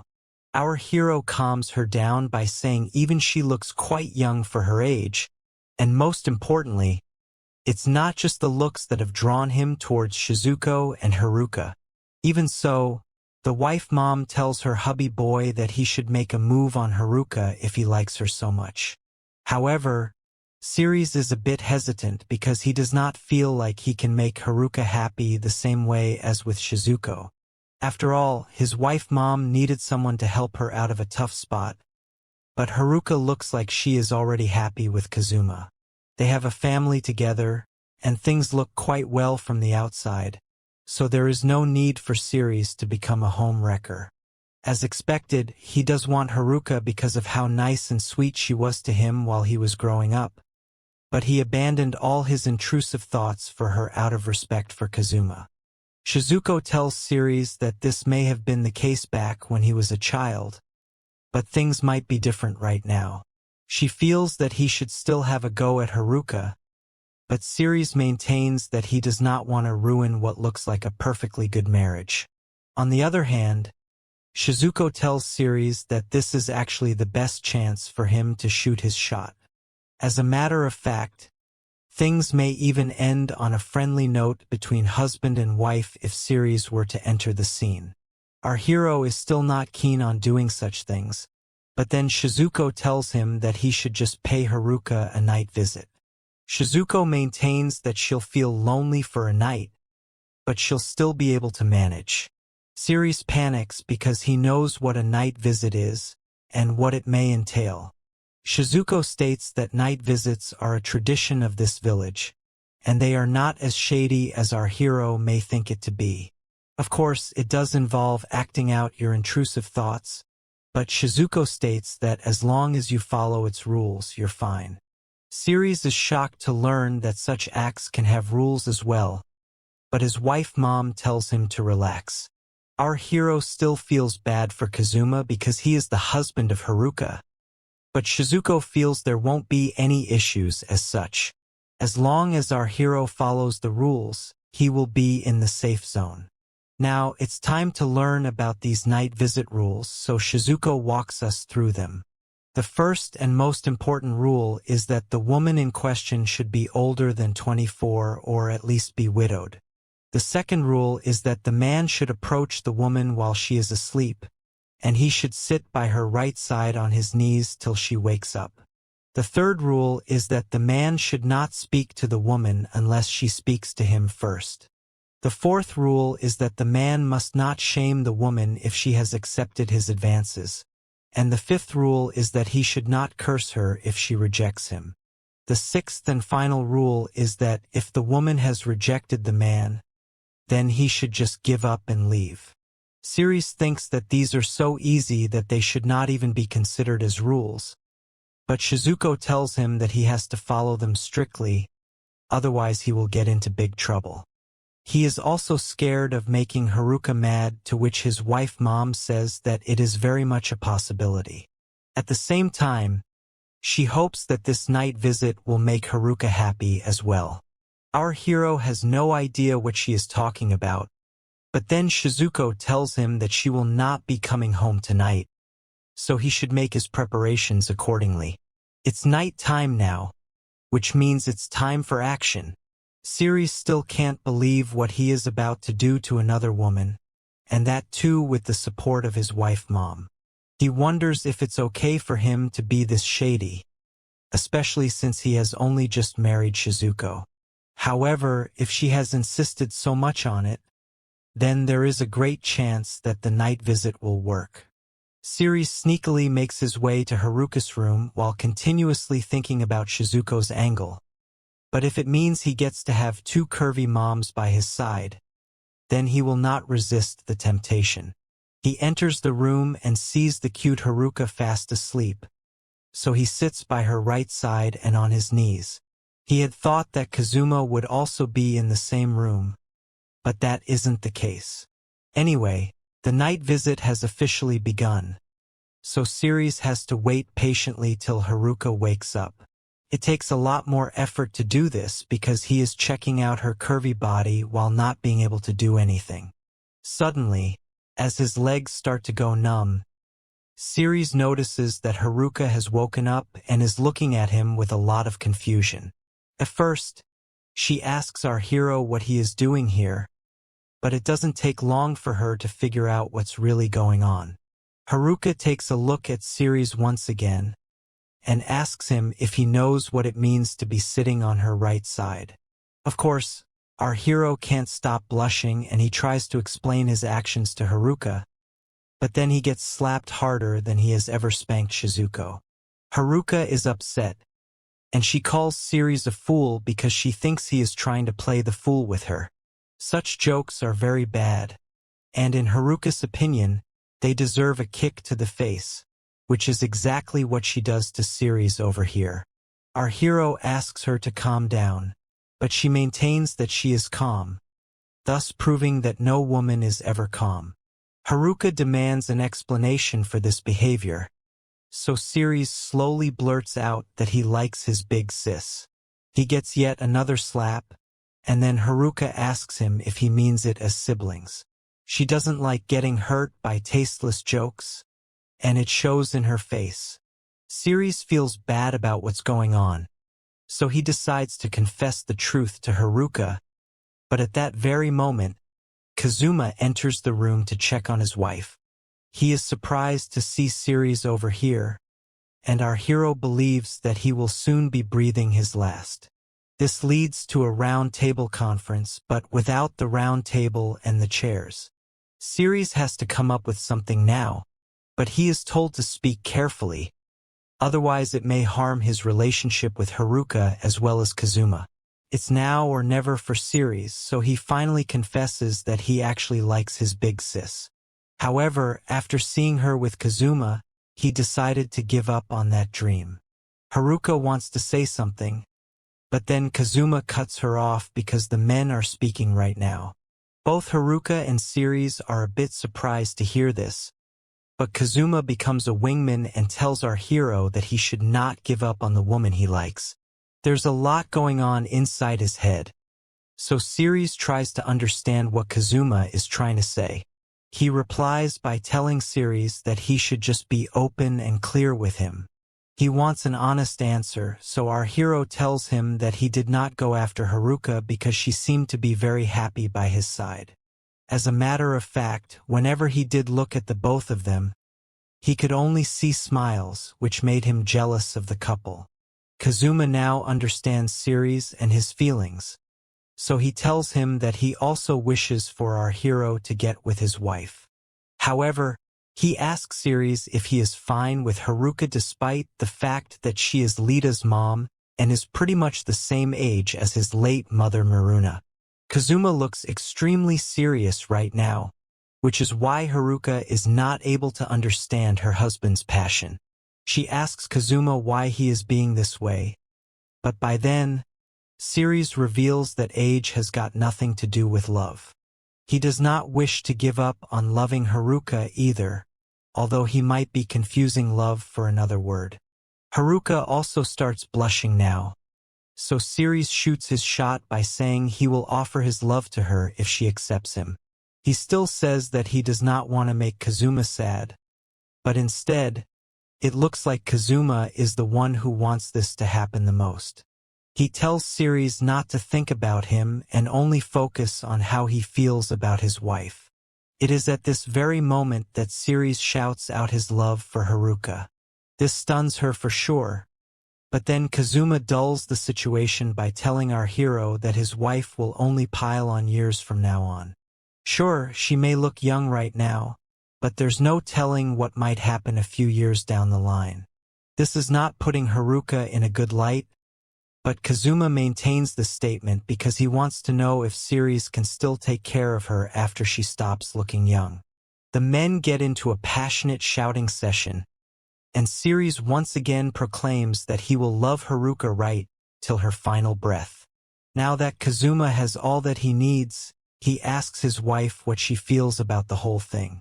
This only makes her more nervous, and she eventually asks Ceres why he chose her out of everyone. She had even changed his diapers back when he was a baby, but it looks like this is some kind of alternative grooming. Haruka calls back to all the times Ceres told her he liked her, but this was only when he was a child, so she did not take it seriously. Kazuma once again tells our hero that when he reaches the age of 30, which is Kazuma's current age, Haruka would be in her 40s, which is not the most youthful age even on Earth. Kazuma adds that his wife will start looking like an old hag by that point, but the person reacting to this the most is Haruka, and that too with anger. There seems to be a reason for all this madness, and it happens to be Kazuma checking Ceres' true loyalty. Our hero proudly says that he will still love Haruka despite any age issues she might face later in the future. This is enough for Kazuma to hand over his wife to Ceres without any hesitation. He pushes Haruka onto Ceres, which would be shocking for anyone normal. What's even weirder is that he asks Ceres to prove his love for Haruka by showing it to him right now. This takes our hero back by surprise, because he is not too sure what Kazuma means by such a statement. Haruka is immediately dumbfounded, but before she can counter her husband, Ceres decides to show off his passion to his big brother by taking his wife in front of his eyes. The men even shake hands as Kazuma tells Ceres he wants to see it, so it could be inferred that Kazuma has some peculiar tastes when it comes to his own intrusive thoughts. Haruka can't believe what she is about to do with Ceres, that too in front of her husband, but a promise made between real men is never broken. It's time to begin the proceedings, and Kazuma is watching on with a lot of intent. Haruka asks Ceres if he is serious about this, but he doesn't waste any time and immediately picks her up. He then places Haruka on the bed, after which he tells us that he does love Shizuko the most, but at this moment, he has his eyes on the prize. Haruka is blushing crazily as she asks to be let go. But Ceres points out how red her face is. She scolds him for being so bold. But then our hero decides to show his stepsister what he's really made of. The two of them proceed towards shady activities in front of Kazuma, and Ceres tells Haruka that she is incredibly beautiful. What follows is an extremely passionate session, after which Haruka asks Ceres if he loves her. Our hero fools around for a bit, but admits his love after another slap. Haruka confesses her love for him as well. After Ceres and Haruka are done with their shady activities, they notice that Kazuma is standing right there in front of them. He is posing as if he is some kind of alpha male, but he has just seen his wife getting violated by a kid he raised himself. Anyway, Kazuma asks Haruka if she is done or wishes to go for another round, but she says she's had enough for now. Ceres guesses that Kazuma might have left the room in between their shady activities, probably out of shame, but either way, he says sorry to the cuck for letting his intrusive thoughts get the better of him. However, Kazuma says that the two of them are good for each other, especially after what he just witnessed. Haruka agrees to this, and it confuses Ceres because he had no idea both husband and wife would agree to something of such a nature. Kazuma now explains that he and Haruka have lost their freak between each other and haven't engaged in a very long time. Basically, their relation as man and woman is all but over, so he does not mind if Haruka finds another victim. They still maintain a good relationship in general, so there are no hard feelings between them as such. Haruka adds that ever since she gave birth to her daughter, she and her husband lost the connection that made them attracted to each other in the first place. As a matter of fact, she is planning to find another man for a while, but due to the silly rules of this world, a woman has no chance of finding a new man after she reaches a certain age. It was at this moment when Ceres popped into Kazuma's head, especially because of how he used to bluish around Haruka all the time. A flashback shows Kazuma telling Haruka that Ceres may still have feelings for her, but she brushes it off because he was just a little kid when he said all of that before.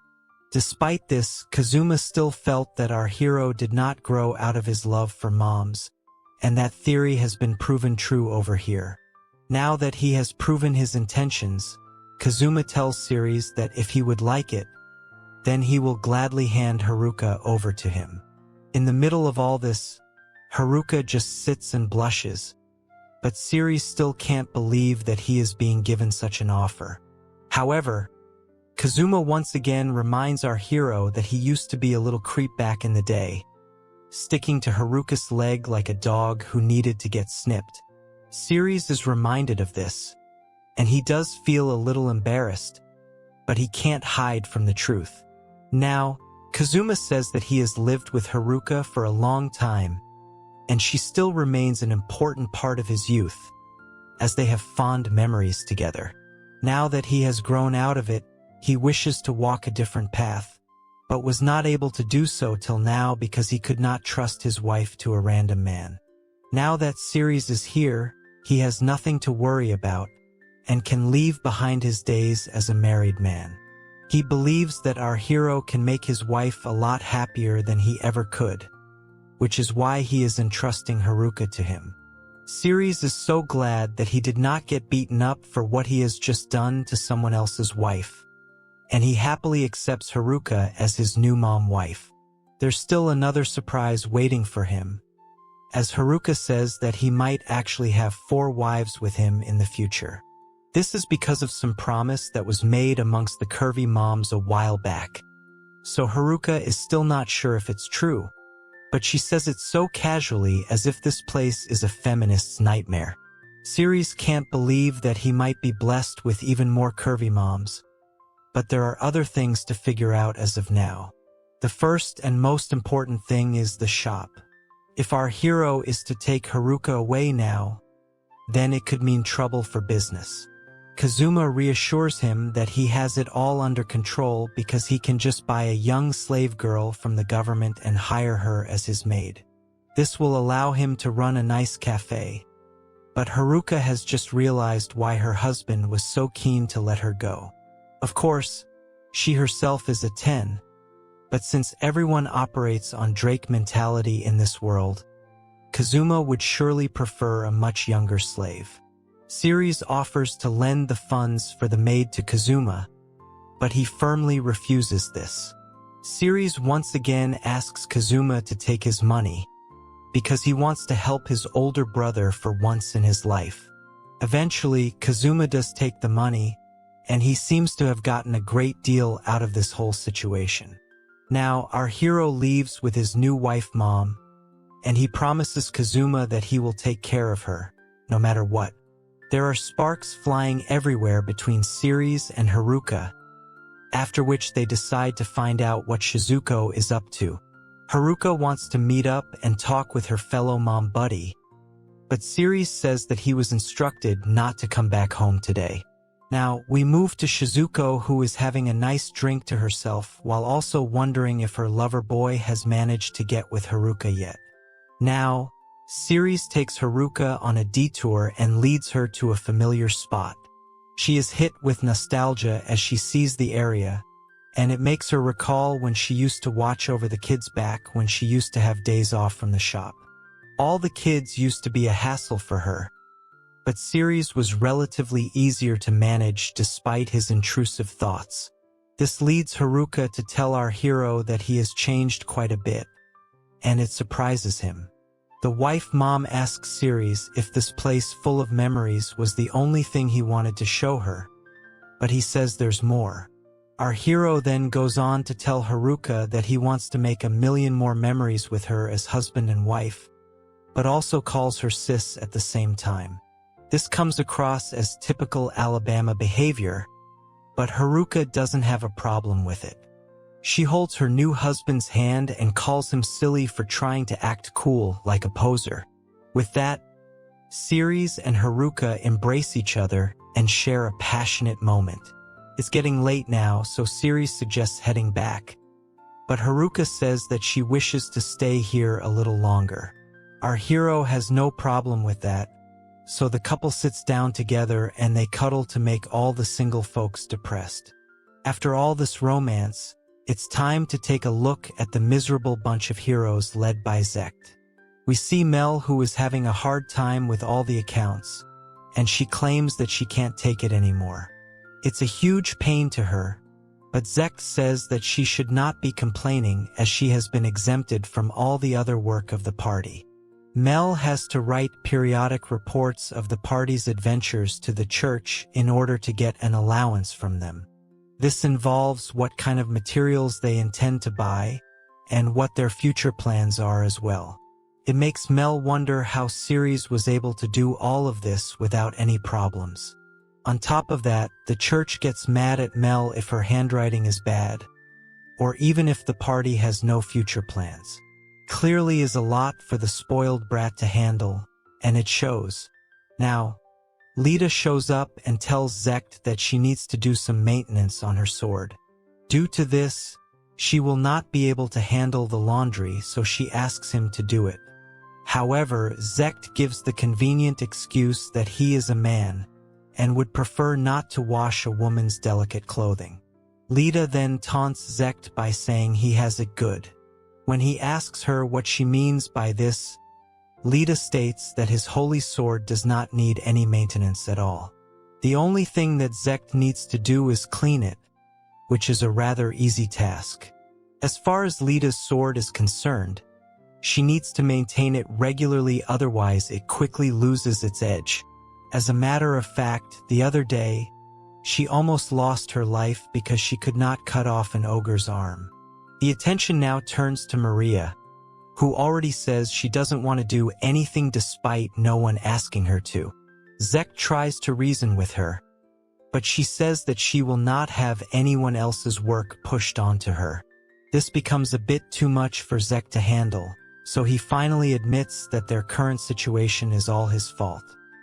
He realizes that the most important person in the party was not himself or the sage, but rather Ceres. Having said this, Zector asks the girls if they believe they can get Siri's back. Mel wishes that they didn't have to rely on our hero so much. But Lita says that no one is better at maintaining swords than Siri's. Maria adds that Siri's was the only one she could trust with shopping because he would never buy anything that was not necessary. This is more than enough for Zector to declare that they need to get Siri's back. Little does he know that Siri's has been maintaining his own sword a bit too well with his mom. Lita asks Zector what Siri's might ask as compensation for his return, but the thought didn't even come across him till now. She reminds him that despite all the efforts our hero put into the party, Zector shamelessly kicked him out because he wanted to have fun with the girls without any interruption. Zector is hit with a massive wave of guilt, and he tries to console himself by saying he didn't do anything so cruel. Maria calls him out for being ignorant and reminds him that he made Mel take off the necklace that Siri's gave her as a gift, just so that he could put his own necklace on her. On top of this, Zector made sure that our hero say this while he was getting kicked out of his own party. It's quite obvious that such an act had hurt our hero's feelings. So Maria asks Zector how he would feel if someone did that to him. The shameless hero finally has a moment of realization and admits that he would have punched Siri's if he had done the same thing to him. Despite this, he also recalls Siri's being nice to the party even after being kicked out for no good reason. Zector's head drops down in shame, and even Mel feels bad about what they have done to Siri's. Lita states that all of them had gotten carried away at the time, and Maria declares that they will need to give our hero something grand in order to make up for their gross negligence. Zector says that the girls should know exactly what needs to be given back to Siri's, which is a woman and a place to be. He considers giving Mel back to Siri's, but that would not even be close to enough to make up for what has unfolded so far. Zector thinks about offering Lita or Maria as well, but then he remembers the shady acts they do to him, so he can't possibly let that go. After all, a man rarely stops being a man unless he has gone mad. Zector does not know what to do anymore, and we instantly shift to his mom Shizuko, who calmly calls him stupid. She wonders how he even grew up to be this way, and then we see that she is actually having a drink with two other curvy moms. They feel bad for Shizuko and what she has been through, but what's important is that she couldn't be happier now. The other moms find it amazing that Shizuko managed to marry Siri's, especially Mel's mom, Seo. She can't believe that Shizuko got with such a young boy and calls it unfair. Now, Maria's mom, Misaki, feels that it is hard to believe such a thing has happened, but then Seo says that it should be considered natural because of the way Siri's used to look at the moms even when he was a little boy. Our hero has always been in love with older women, and it shows, although if we consider his mental age, then he is the one who is older than all of these curvy moms. Seo seems to have had enough beverages as her face shows desire for Siri's. Misaki sees this and says that Seo would normally never get involved with anyone with such a big age difference. Seo counters that Siri's has always acted like a gentleman around her, so she would never let such an opportunity pass by. She remembers that he had told her he loved her back when he was just 5 years old. Despite looking like a child, Siri's would always speak as if he was a grown man, so Seo does not see violating him as a crass act. Misaki once again tries to sway her away by saying Siri's might have just wanted the love of a mother. That is true, but it's not the kind of love that Misaki is referring to. Seo reaffirms that by stating Siri's clearly wanted to love her as a woman. Of course, due to their age difference, she did not respond to him back then. But now, she definitely sees and treats our hero like a grown man. Seo looks at Shizuko now and tells her that she must have felt the same way, which was what led her to get with Siri's in the first place. Shizuko shyly agrees with Seo and admits that even though Siri's was weird as a kid, she always treated him like a son back then. It was only later when she realized that she should have treated him like a stepson. Seo believes that this was when Shizuko started falling for our hero, and then she decides to ask a very blunt question. She wants to know how things are in the bedroom, but Misaki once again tries to deflect her question by saying all of the moms here are basically like grandmoms as per the rules of this world. She believes that a young stud like Siri would never be interested in the bodies of old women like them. However, she does not know that moms like her would be instant hits back in our hero's world. Shizuko backs up this claim by blushing and saying Siri is an absolute beast. Both Misaki and Seo watch on in disbelief as Shizuko tells them that Siri does not let her go until the sun rises up. Our hero is indeed a man of culture, but Seo does not believe this, and she tells Shizuko not to lie so much just because she loves Siri. Misaki adds that her own husband tells her she is not worth engaging with, but that is only because he is a fool. Seo even states that she has not been able to act on her intrusive thoughts in over 10 years, which is ridiculous for a curvy body like hers. She states that even if she tries to hold her husband's hand, he would say that it's disgusting. These men clearly have no standards, but Seo believes the ways of this world, so she refuses to accept that someone like Siri would think differently. Also, if what Shizuko is saying is true, then there is no reason for her to be sharing this information with the other moms. She would have tried to monopolize Siri and have him all to herself, but then she tells the other moms one for all and all for one. This is when we learn that the 4 curvy moms had promised to share their joys and sorrows with each other, no matter what. To prove her point, Shizuko goes on to show the other moms a mark on her neck which can only be obtained if you are getting violated by a bull in the sack. Misaki and Seo can't believe what they are seeing, but it's the truth. Seo wants to know what Shizuko's end goal is, and she assumes that she simply wants to brag about her new boy toy. Shizuko proves that theory wrong as well by revealing she had sent Siri to Haruka's house for a night visit. Seo can't believe this, because Haruka is supposed to be in a good relationship with her husband. Shizuko says that Kazuma might be a nice man, but he is no longer interested in Haruka as a woman, so it's fine for her husband to get with her. Seo is speechless, and then Shizuko says that Siri does see all of them as women. This is why she wants both Seo and Misaki to abandon their husbands for Siri.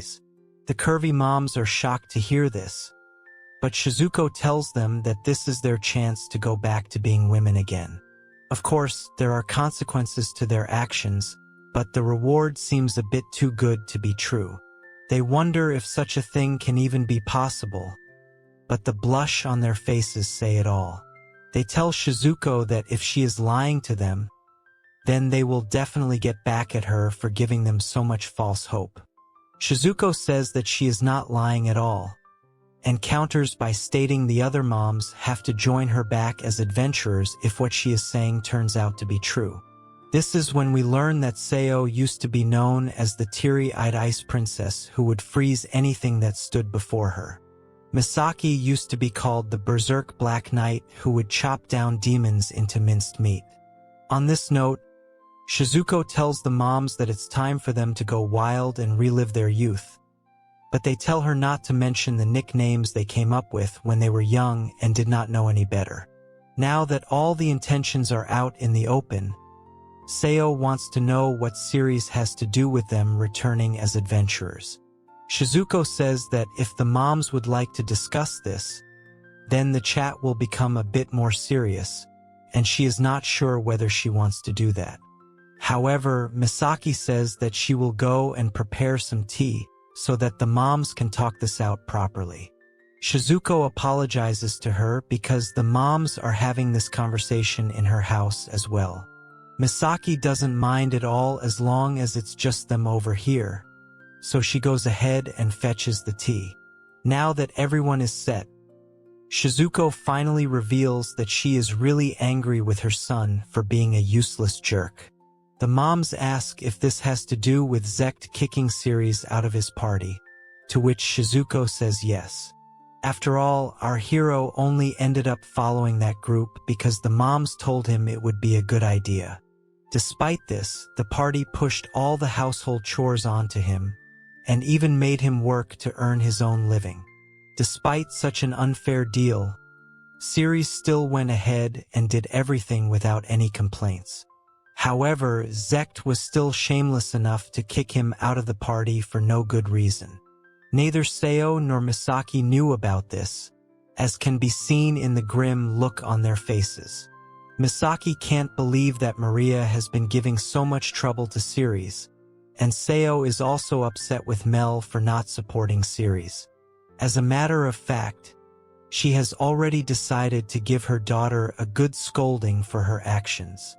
Shizuko says that even she has been thinking about what she should do to punish Zector, and it turns out that one such way is to have all the curvy moms marry Siri and leave the village. If they happen to do this, then their kids will not have any place to come home to. Seo wants to confirm that Shizuko is asking her and Misaki to leave their husbands and become wives of Siri. The wife mom states that this is indeed the best way out, and while the promise was an important reason for her to reveal the truth, she also wanted to punish Zector. Misaki says that if she leaves, then her husband will simply buy a slave girl and turn her into his second wife. If that is the case, then Maria will not have a place to stay anymore, and the same applies to Mel as well. The moms still wonder if this is enough to affect their kids, but then Shizuko says that the main topic is yet to be discussed. She wonders if Siri is actually stronger than the actual hero, since he already works harder than him. If such a thing were to be true, then it would completely ruin the reputation of Zector and his harem. Misaki asks if Shizuko wants to know for sure about this by having her gal pals assist Siri as adventurers. However, Seo is not sure if they are up to the mark for such a mission, because all of them are quite old as per the standards of this place. Shizuko simply laughs at Seo's statement and calls her timid. Once again, she refers to her as the teary-eyed ice princess, and it embarrasses Seo greatly as she does not want her past to be brought up again. Shizuko then turns to Misaki and calls her the Berserk Black Knight, which makes her really awkward again. The idea is to form a party of love with Siri, which should not be a problem as he will take them in with open arms and even more open elephant. Eventually, Seo and Misaki agree to the deal, so Shizuko settles it and says that they should get going. The curvy moms are not sure where they are heading, but the wife mom says that she is going to show them proof of her love. They reach home, but Seo does not understand what the big deal is. Shizuko tells her to calm down and not say a word as they enter. The reason behind this is that Siri is getting locked and loaded with Haruka again. After a rather intense display of shady activities, both our hero and Haruka are shocked to see Shizuko in front of them with Seo and Misaki. The moms are shocked by what they have just seen, but they are also a bit jealous of Haruka. Shizuko now turns to the curvy moms and asks them if they now believe what she had told them about Siri being a beast. They clearly have no doubts about that anymore, and then everyone helps Haruka get brought up to speed on Shizuko's plans. Haruka figures that the first wife mom set everything up right from the start, and Shizuko calmly laughs in agreement. She also refers to Haruka as the smiling Ripper demon and compliments her sense of intuition. Of course, Siri has no idea that Haruka had such a nickname, and it makes her feel awkward. He asks his latest mom-wife if this is true, but she is too embarrassed to admit what she was like 15 years ago. She asks Shizuko not to bring up such childish nicknames, but Siri just wants to understand what is going on over here. Of course, Seo is only fantasizing about doing shady things with Siri, especially after seeing Haruka in action. Even Misaki is proud of Siri for growing into a passionate young man, but Haruka is not too comfortable with these judgments. Now, Shizuko explains her deal to our hero and then asks him to take in both Misaki as well as Seo as his new wife moms. Siri's is in a bit of a spot because on one hand, he would gladly take Misaki and Seo as his new wives, but on the other hand, he is not too keen on the plan to take revenge on Zector and the others. He does admit that he was angry when he got kicked out of the party, but at the same time, he also felt a sense of liberation. After all, he was only a part of this party because the moms had asked him to protect their kids. It was basically why he left so easily when he was told he was not needed anymore. Revenge has never really crossed his mind, so he isn't too sure about turning over to the dark side. There's also the fact that he can use all the privileges of the hero's party, so he tells the moms that he will gladly accept Seo and Misaki, but he is not too sure of the revenge aspect. While he does appreciate the sentiment behind what Shizuko is doing for him, he does not wish to punish anyone. The first wife mom says that what Zector did to Siri was indeed very wrong, so he should definitely think this through. Our hero states that he has thought it through, and he simply does not hold a grudge against anyone for what they have done to him. Shizuko asks him again if he is sure of this, especially after all the treatment he had to go through. Plus, Zector keeping all the girls to himself should have definitely annoyed any normal boy. However, our hero is just made different, and he says that the women he likes are Shizuko, Haruka, Seo, and Misaki. He even calls them broad-minded, kind, and loving women, after which he states that their daughters did not fit that bill for him. All they did was make him work hard, and then they kicked him out, so he doesn't care much about it. There's another very important thing he brings up, which is the fact that polygamy is only allowed if you are a part of the hero's party. It is due to this special privilege that he is even able to take in more wives after Shizuko. So, he doesn't really have any reason to be mad at Zector or the other girls. He admits that he has had to go through some hard times, but at the end of it all, it was this path that led him to such a happy life now. Keeping that in mind, he feels it would be best to leave things as they are. Shizuko smiles at first, but then she and all the other moms go rage mode and tell our hero that his methods of kindness will not work here. Shizuko believes that children need to be scolded, so Siri should not let his leniency get in the way. Haruka can't forgive Lita either, and the same applies to Seo and Misaki, who are supremely disappointed in their daughters. Our hero is left with no other choice but to listen to his wife moms, so he eventually agrees to punish the brat hero party. However, he asks to at least be given the right to choose what kind of punishment they should receive. As of now, the priority is to settle the matter with Seo and Misaki, who are set to become his new wife moms. Now, we move to a few days later where we see an extremely buffed man cutting down some trees. His name is Kaido, and he is Seo's husband. He calls out to his wife because he wants some tea, and she agrees to do so, but she does not like the way he treats her as if she is his slave. None of that matters to her though, as she knows that Siri will be coming to take her away today. With that, she looks forward to never having to see her husband's face again, as she has no intention of working as a slave for him anymore. At this very moment, Kaido orders Seo to give him his tea right this minute, and she obliges for the time being. We are taken to a brief flashback now, where we see Misaki and Seo bidding farewell to Siri after deciding their plan on how to leave their husbands. After they leave, Shizuko looks at Siri and tells him that he is yet to propose to Haruka properly. He agrees, so Shizuko smiles and holds onto his arm, stating that they are now one as a family. Haruka feels a sense of warmth upon hearing this, and she agrees with Shizuko, but this gives the first wife mom the chance to suggest taking a bath together.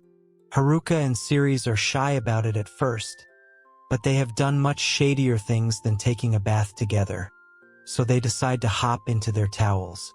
Siri says that it won't be necessary for all of them to go in together, but Shizuko maintains that it's important for family to get along.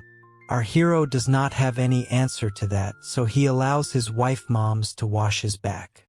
Siri wonders how things have turned out this way, and although he may sound a bit sad, Shizuko can sense the excitement in his voice.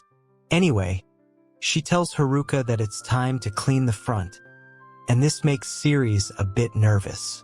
Haruka tells him to stop hiding his elephant as they need to make sure they have washed him properly.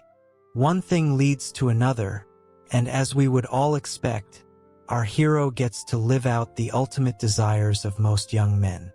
After they are done executing their intrusive thoughts, the triple couple takes a bath, but the tub is too small. Since it's too cramped, Siri suggests building a bathtub that can fit everyone from his new family. Haruka suggests a bigger bed as well because family needs to stick together at all times.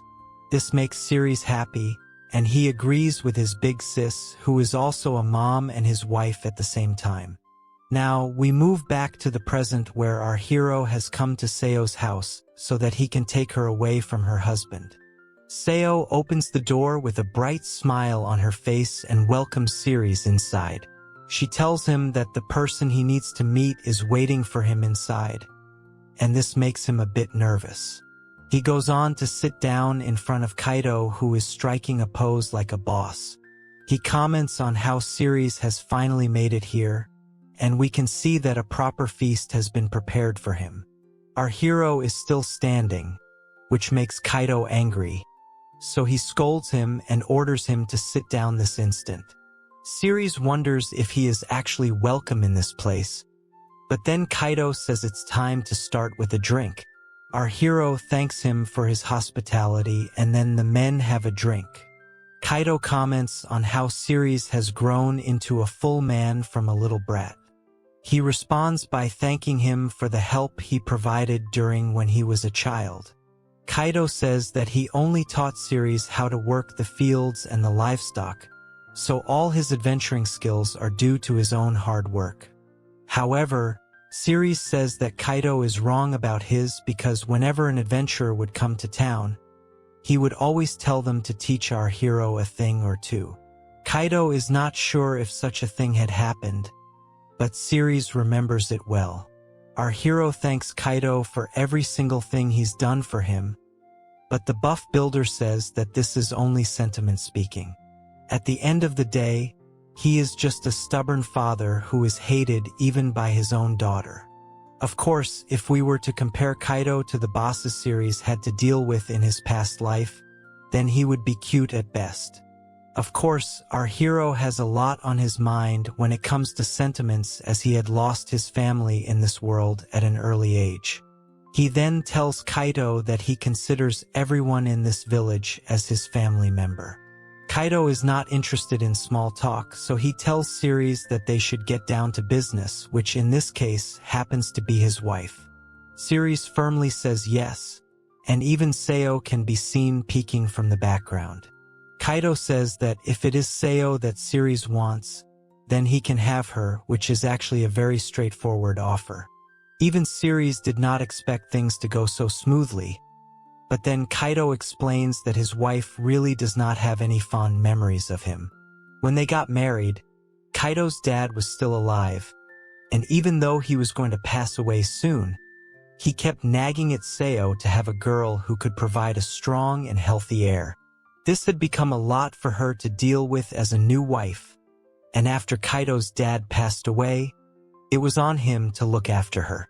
He did so for a bit, but the damage was already done, and there was no turning back from there. Kaido had only become like his dad, scolding Seo and making her life miserable, so it only makes sense for her to hate him. Siri also knows that Kaido runs his mouth a lot, but at least he never raised his hand on Seo, for whatever that is worth. It's just a case of two people not being able to connect with each other. And Kaido is fine with Siri taking Seo because he knows he's been after her since he was a little boy. Siri decides to offer some money to Kaido for his wife, but he does not want it as he is fine with the arrangement Mel has. He actually wanted our hero to marry Mel, but that will not be possible now, which is why he is offering his wife instead of his daughter. Now, he looks at Seo, who says sorry to him, but he asks her what she is apologizing for. He did not protect her from his father, and only annoyed her further, so he is the one who should be saying sorry. Now that the deal is done, Ceres asks Kaido what he is going to do now. The buff builder simply says that he will go get himself some young brides now that he has gotten rid of Seo, whom he refers to as a depressing hag. As expected, she is not too pleased to hear this, but Kaido continues to say he will find himself a few young slave girls, thus proving that he has graduated from the Drake Academy of not-so-fine grooming. Seo can't believe Kaido is being so shameless, especially after all the big talk about apologizing to her. He says he does mean what he said about that, but that's all there is to his words. If it were up to him, then he would definitely choose a young bride over an old hag like Seo, which is not exactly the best judgment of looks. Ceres tries to calm down Seo, but she erupts in anger and says that she hates Kaido for making her life miserable.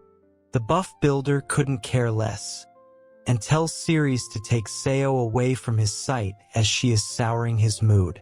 Seo hurls abuses at her husband, but our hero simply tells her that they should go be happy with each other now. Later, we see Seo cleaning herself up, and then Ceres asks her if she is good to go. Of course, she is feeling a bit low because she had this whole plan in mind wherein she was going to dump her husband. However, he has made it look as if he is the one who has kicked her out, so he is indeed an alpha male unlike Haruka's husband who liked to watch. It's frustrating for her, but our hero reminds her that she has a happy life ahead now, and that is all that should matter. She agrees and apologizes for making Ceres wait, but then her attention shifts to her broom. Ceres wants to know what it's doing in Seo's room, so she explains that she used to practice magic with it back when she was little. Seeing the broom brings back some memories, and it also gives Seo an idea. She asks Ceres if he would like to go for a ride, and this shocks him because he had no idea his latest wife mom could fly. This should have been common sense, considering that she is actually a wizard with a magic broomstick.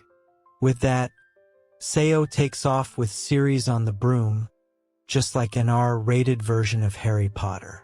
Our hero is amazed because even Mel is not able to fly.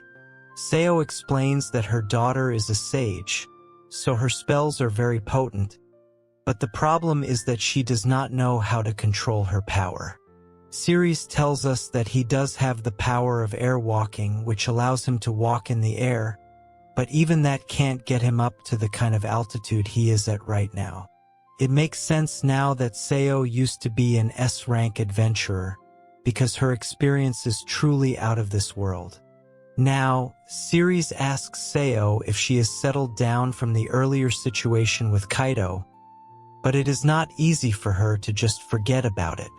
The thing is that Seo raised a kid with her husband and lived half her life with him, so she had expected to breathe her last with him as well. Since she is old right now as per this world's standards, she felt that she had run out of options, due to which she resigned herself to this fate. Kaido treated her like a slave each and every day of their time together, and since he is older than her, it meant that Seo would have had to take care of him if he fell sick or became too old to walk.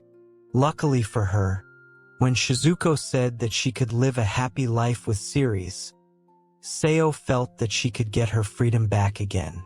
Of course, she is still a bit upset about the way things eventually turned out for her, but if she and her husband did not really need one another, then it was for the best that they split up. All of this is assuming the fact that Ceres does not go on to dump her, but we can be sure that our hero would never do such a thing. Seo asks him if he means it, but she also takes the broom much higher up, which alarms Siri's a bit. The wizard wife mom says that she might have spoken to Kaido, but her new husband is yet to propose to her. She says that Siri's would always say he loved her back when he was little, but she does not know why he likes her so much. She wants to know what part of her body he likes so much, and this puts our hero in a bit of a spot. She breathes into his ear as she asks this, so we can imagine what it must be doing to our hero's intrusive thoughts. He eventually grabs Seo's thigh, and this catches her off guard, so the broom begins to descend. The both of them are falling at a really fast rate, and Siri's tries to get Seo to act on it, but she is too busy enjoying the touch of a man after such a long time. Eventually, the new couple crashes into a forest, but luckily for them, the trees cushion their fall. Siri's asks Seo if she is all right, and then we see that he is actually on top of her. As expected, sparks are flying everywhere and Siri's activates the mom-loving beast within him. Seo looks at her new lover boy and tells him that this will be the only time they will get to be with each other alone, and without any of his other wives, so it would be best for them to do the nasty over here. Our hero did not expect to hear this at all, but from the look on Seo's face, she is definitely ready to let it all out after their crash landing. Siri's clearly can't hold back any longer, so he is ready to rip out the elephant, but Seo asks him to wait for a moment because she does not want any of the forest's monsters to come and bother them. She unleashes a magical barrier, although she admits that Shizuko is better at this kind of thing. The barrier holds, and Seo is confident that the small fry will not be able to break through it. With that, it's time to let their intrusive thoughts run loose, and Siri's gets straight down to business on Seo's soft pillows. What follows is a rather intense sequence of unspeakable acts, and it ends with a mutual finish. After they get done and dressed up again, Seo asks her new lover boy to keep this particular session a secret between the two of them. He has no issues with that and says that it's time to head home. But then Seo takes a look at her broom and notices that it has broken off, most definitely from the crash landing. Seo says that they will have to walk while also keeping an eye out for monsters as the magic barrier will run out soon. The moment she says this, we can see that a couple of monsters have already arrived at the scene. Siri's gets ready to defend his new mom-wife, but before he can pull out his sword, Seo decides to unleash her own spell, called Isekai'd. She follows it up with an impressive icicle wave, which is more than enough to take down the wolf monsters over here. Our hero is amazed by what he has just witnessed, but Seo simply smiles and tells him they need to get going. Siri's notices that Seo is using short chant magic to deal with monsters quickly, and then using deadly magic to end them for good. She remains cool even during the heat of the battle, and is extremely used to fighting, which is a good thing. The scary part, though, is that all four of our hero's wife moms are probably on the same level. As he says this, we see a giant demon monster show up, but even he is no match for Seo, who uses a spell known as Absolute Zero. Siri's is surprised by such a powerful spell, as is the monster who is frozen at this point. Seo then reveals that this spell is an original creation of hers which was named by Shizuko. Basically, she lowers the blood temperature of her target to -200 degrees, which is more than enough to freeze them for good. Siri's doesn't say this to her face, but he admits that Seo is way too overpowered to be living as a slave wife. On top of that, she is able to pull all of this off without even needing a staff to amplify her power. What Siri's can't understand is that if his wife moms have so much power, then it makes no sense for them to have given up their lives as adventurers. Shizuko had said that this decision was driven mainly by the fear not to marry late, but Siri's wonders if that really is the reason behind it. Even if this was the case, the wife moms should have been able to command their husbands as they pleased, but they still decided to live as if they were slaves. There could always be another reason for choosing the quiet life in the village, so Siri's hopes that his wives tell him the truth one day. After a while, Siri's feels like they have already passed this area, so he asks Seo what's up. She simply acts cute and says that they might be lost if this is the case. It's fair to say that this could all just be a ploy from Seo to go for round 2. It doesn't take a genius to figure this out, so our hero calls out Seo in an instant, telling her that she is simply fooling around. Seo says that she only wanted to fool around with her lover boy some more, plus he has not technically proposed to her yet. Siri admits his mistake and states that it would be low of him to expect such a lovely woman to say that to him. Seo is taken away simply for being called lovely, and then we see Siri holding on to her from behind. He then says that he loves her and wants her to be with him forever. She says yes in an instant, and then jokes about stealing her daughter's boyfriend. However, our hero tells her that he and Mel were not that close to begin with, so she has nothing to feel guilty about. Later, they reach home, and Seo happily greets everyone with a wide smile on her face. She tells Haruka and Shizuko that she will be in their care from today onwards, but she is a bit too chirpy for their liking. Haruka calls out Seo for acting suspicious, and even Shizuko says that she will find out from Siri later about what they did to take so much time in coming here. Of course, there is still a lot of work left to be done, and it starts with having to get Misaki from her husband Shudo too. Siri enters their store, which also doubles up as a foodstuff spot. He says sorry to Misaki for making her wait so long, but she does not have an issue with that. Now, he meets with Shudo and tells him it's been a while since they last saw each other. Shudo greets him with a smile and says that Siri is being a bit too stiff around him.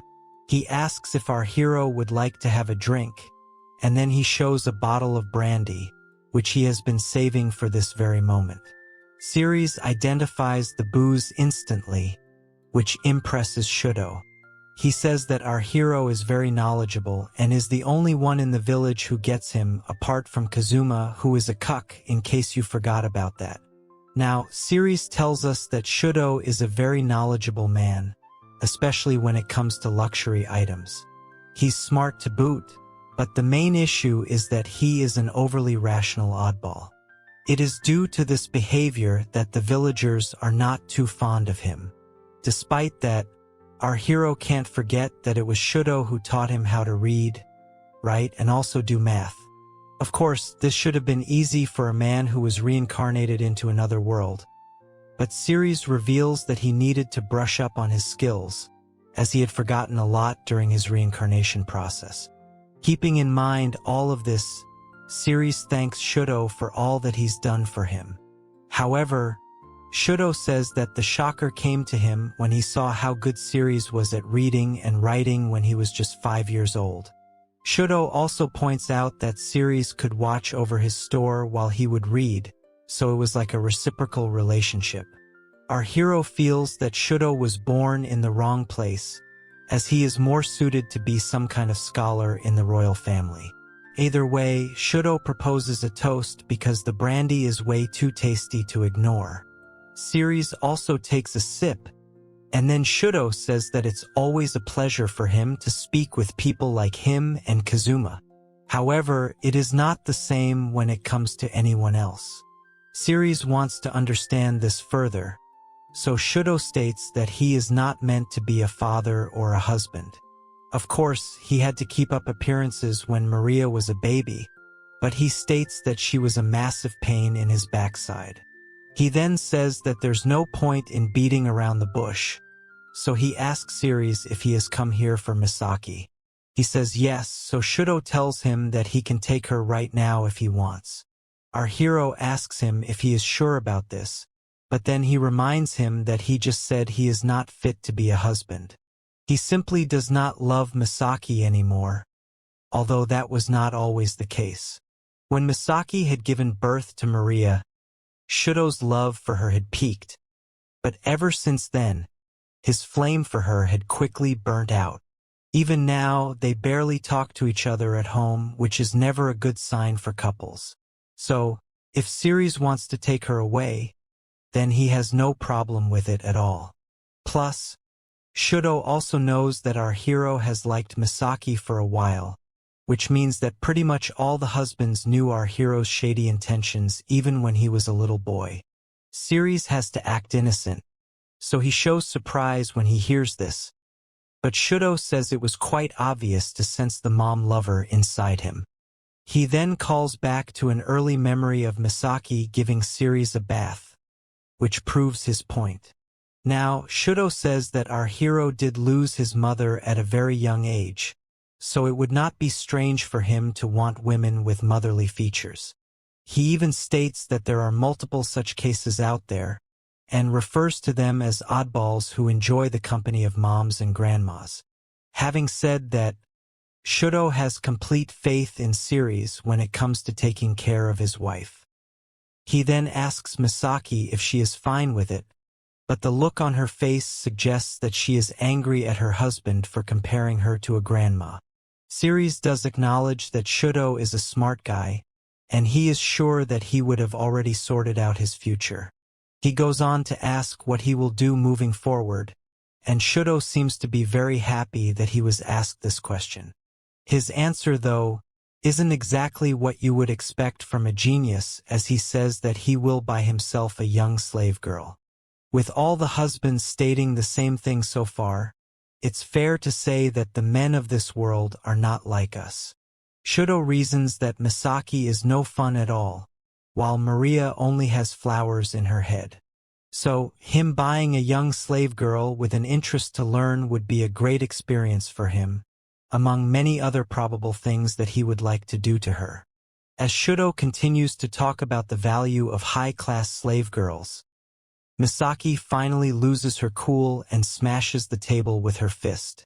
Both Siri and Shudo are stunned by this behavior, and Misaki goes on to apologize for not being fun to be around. She then tells Shudo that they should go out and look at the stars for a bit, but Shudo says that since she is not his wife anymore, she does not have the right to hit him either. He then turns to our hero and pleads with him to take Misaki away before she gets more violent. He gives Siri a smile, and then our hero takes his latest wife away from the scene. He tells her it would be better for them to be at their new home now, and she agrees. As they leave, Siri turns to Shudo to thank him again, but it looks like he is already celebrating the fact that he can read as many books as he wants now. His joyous behavior leads our hero to wonder if Shudo had actually done this for his sake, or whether it was another one of those reciprocal relationships. Anyway, now Siri has finally completed his mission of getting 4 wife moms, and he tells Misaki that they will need to register as a family with the other moms, so that they can live a comfy life together. She agrees, but then her face completely changes when she sees a church in front of her.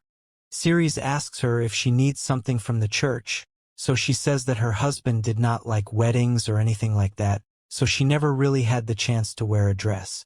It was also due to her own embarrassment, so they just filled the paperwork and got the marriage registered. The mere imagination of seeing Misaki in a dress is more than enough to get our hero's intrusive thoughts running wild.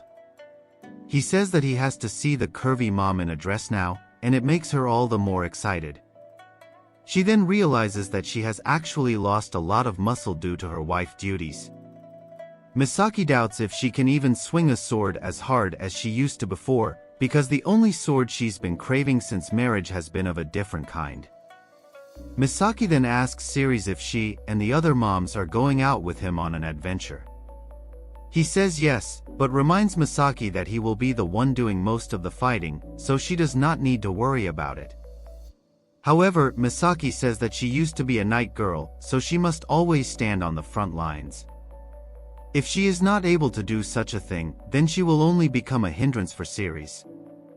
She then tells our hero that she will put herself through some training in order to become a better fighter. This is not what Ceres wants, but it is what he'll have to accept as the curvy mom goes to an open space to catch up with the other mommies. Misaki apologizes for making everyone come here so suddenly, and Haruka comments that this is indeed quite a random call. However, Shizuko says that it's only natural for Misaki to take decisions so impulsively.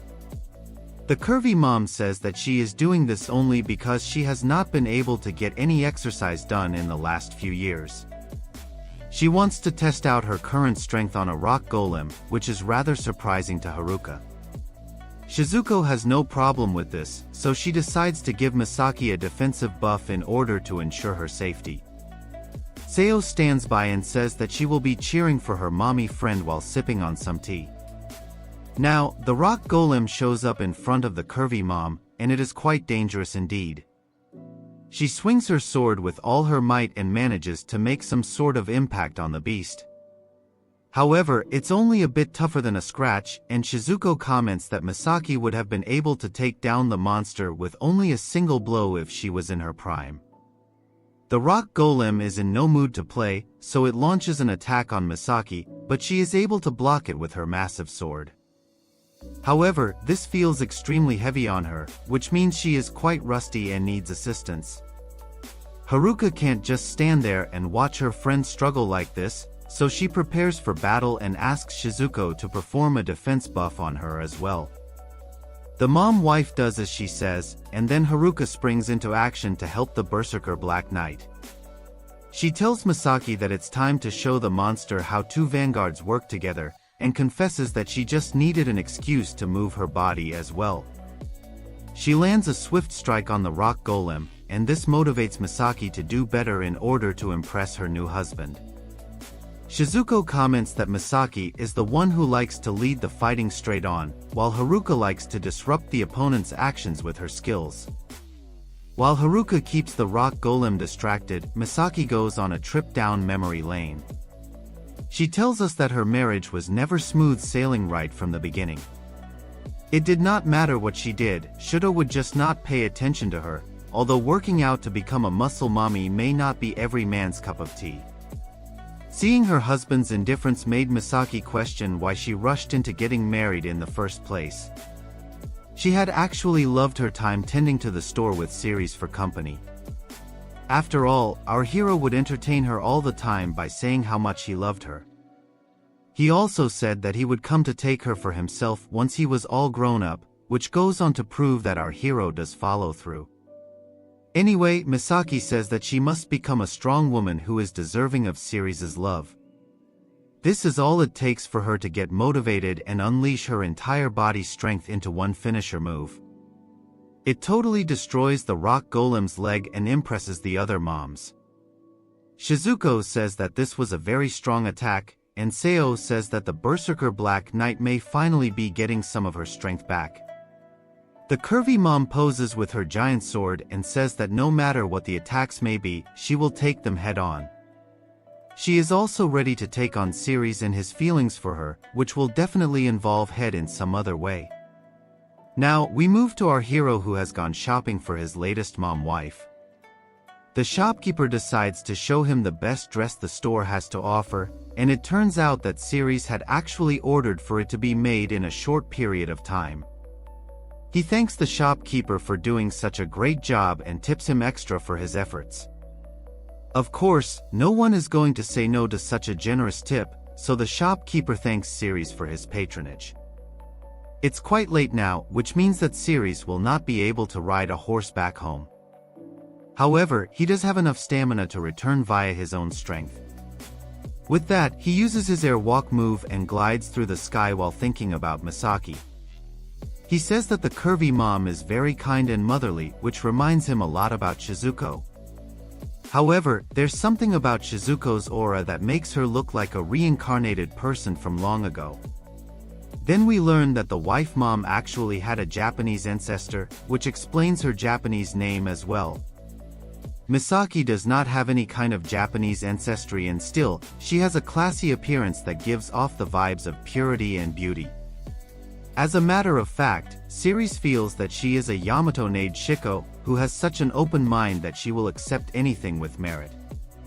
Our hero believes that Misaki is not a healer, so she won't really get rid of any injuries, but she does look like the kind of mommy who would give you a nice hug in those soft pillows after a hard day's work. Now that he can take in such a cute and curvy babe as his wife, Siri is ready to do whatever it takes in order for her to be true to herself. On that note, our hero tells Misaki to wait for him because he is going to be the husband she never had. Now, we move back to Misaki, who is busy training with her sword. She comments that her weapon is in shambles, but that is expected because she has spent so many years without maintaining it.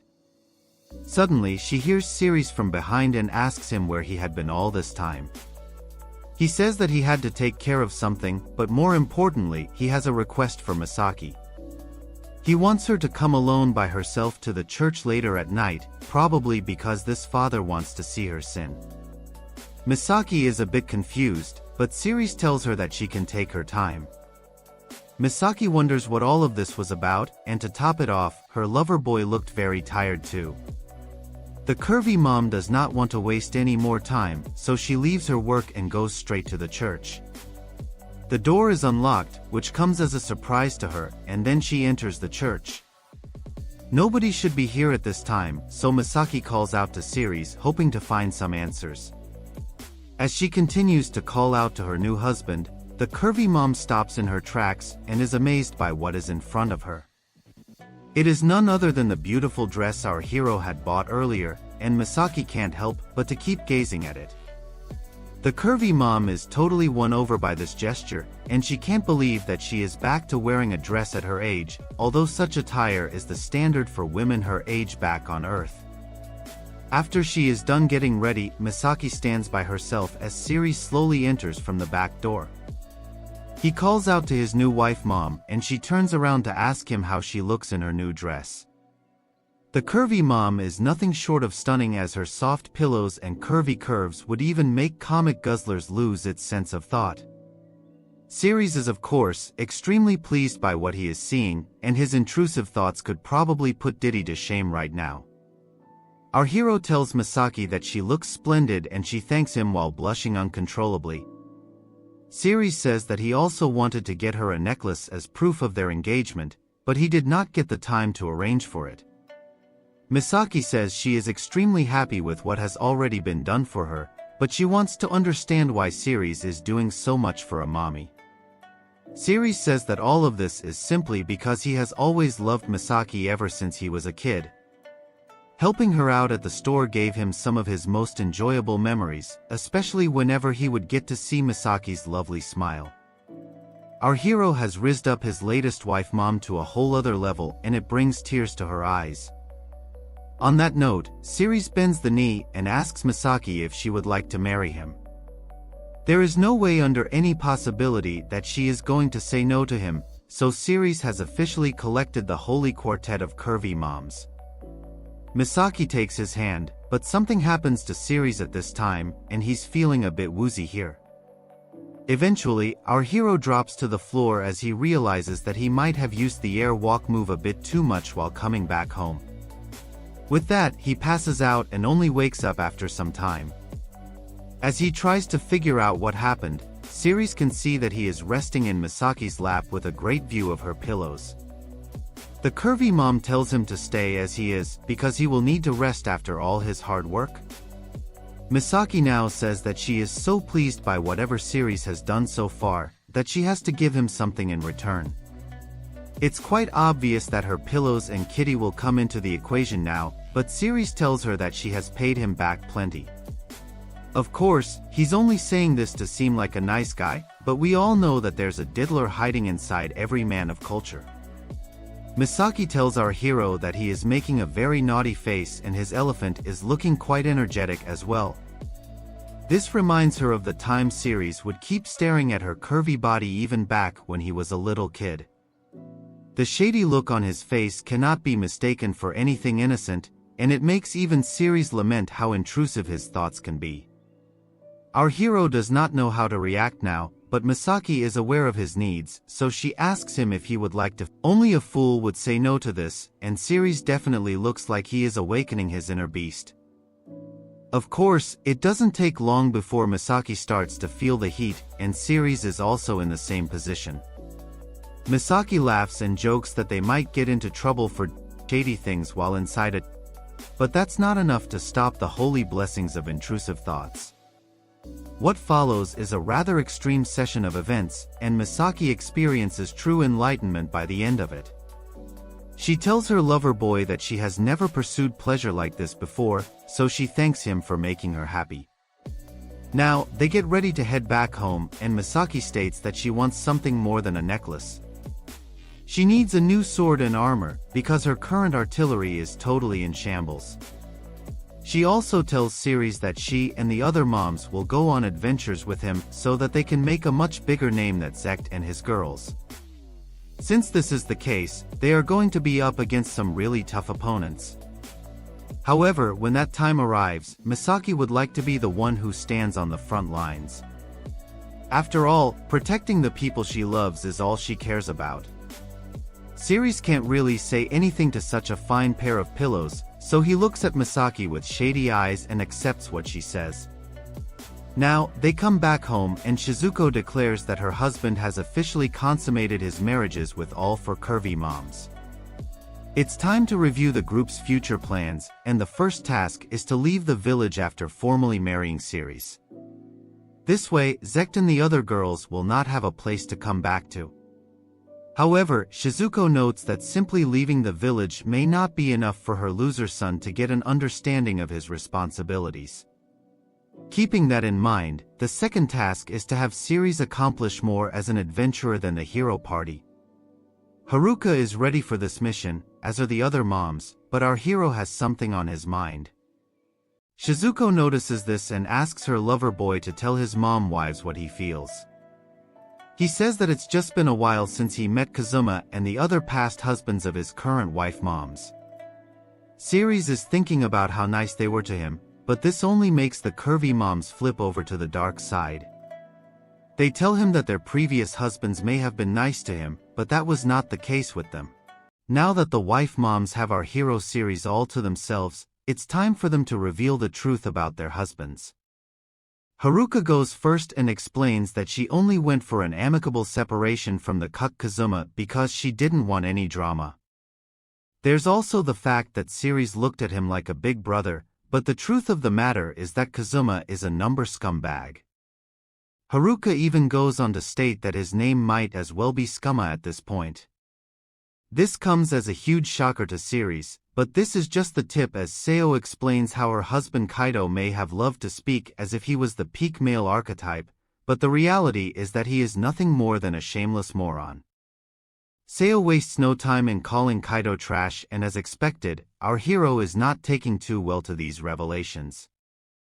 Misaki also tells him that her husband Shudo is nothing more than a piece of junk who simply neglected his own child. We already know about Shizuko's story, so Siri is left wondering if all of it was just a big lie. To him, the husbands felt as if they were just acting like the bad guys to make the separation easier, but that does not seem to be the case.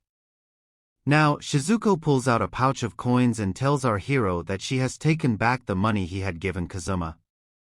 Of course, Siri is upset by this and he tells Shizuko that he had given Kazuma this money so that he could live out his dreams, which would probably involve watching his woman with another man. However, Haruka has had enough of this, so she slaps Siri and calls him a fool. Typical wife behavior has already started, but Siri wants to know why Haruka did this to him. She explains that he might be a kind and wonderful person, but there is no need to be giving Kazuma any money. Seo and Misaki also join in by saying those men don't deserve even a shred of gratitude. Siri is no sure how to react, but then Shizuko decides to talk some sense into him. She says that even if they assume the husbands to be good people, they did not pay Siri, which is a suspicious act.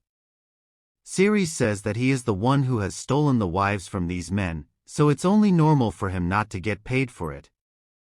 However, the wife moms tell him to think it through. When our hero and the other members of his party got jobs, all of the parents got paid handsomely in gold. This money was supposed to be used for the families, but the husbands ended up keeping it all to themselves. Haruka had suggested keeping the money in a family budget or splitting it in half, but even then, Kazuma did not listen to her, and it's pretty much the same with the other men too. Shizuko tells Siri that she does not mean to deny his memories with the husbands, but he only experienced the nice side of their nature. After all, the husbands saw our hero with respect even as a child, which was why they helped him out so much. But when he came to take their wives, they did not even bother to share the rewards they had received earlier to support Siri. Our hero has a hard time coping with the truth because he does realize that what the husbands did was not right.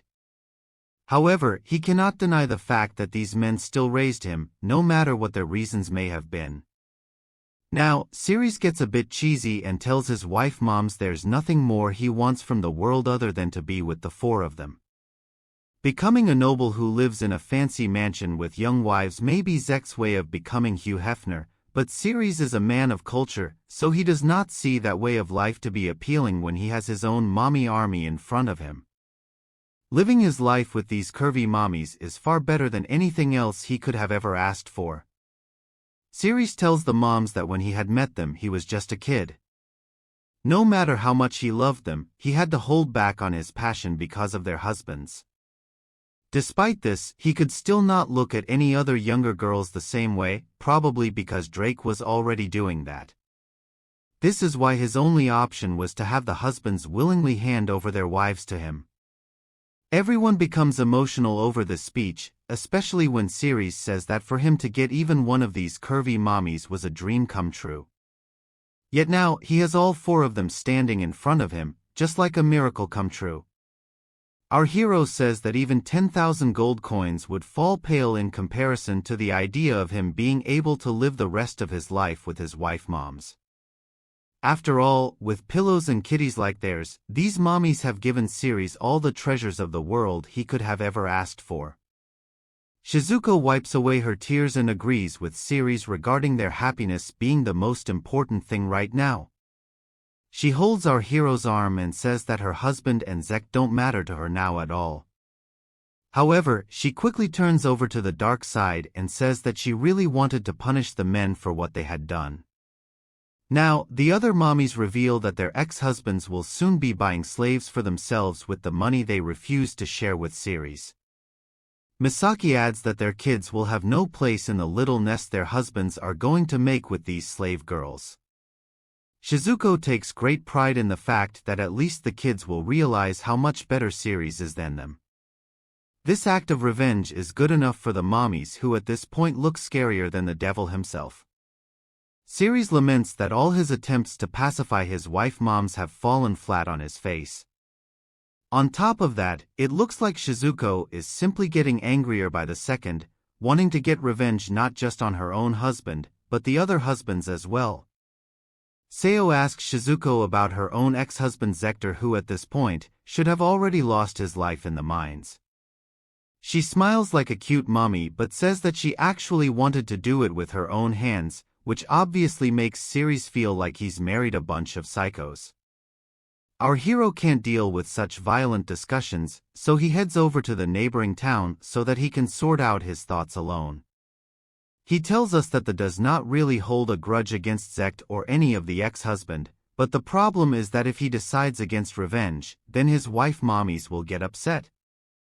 Our hero needs to think of something to keep his dear wives happy, but he still does not know the answer to that question. Now, he finds himself near a slave market where a happy customer is walking out with his new slave girl. Siri figures that the ex-husbands will also be buying young slaves like this, and they will make sure to match them to their personal tastes. That's when Siri realizes that he can still convince Shizuko and the other mommies to take the peaceful way out before their ex-husbands buy new slaves.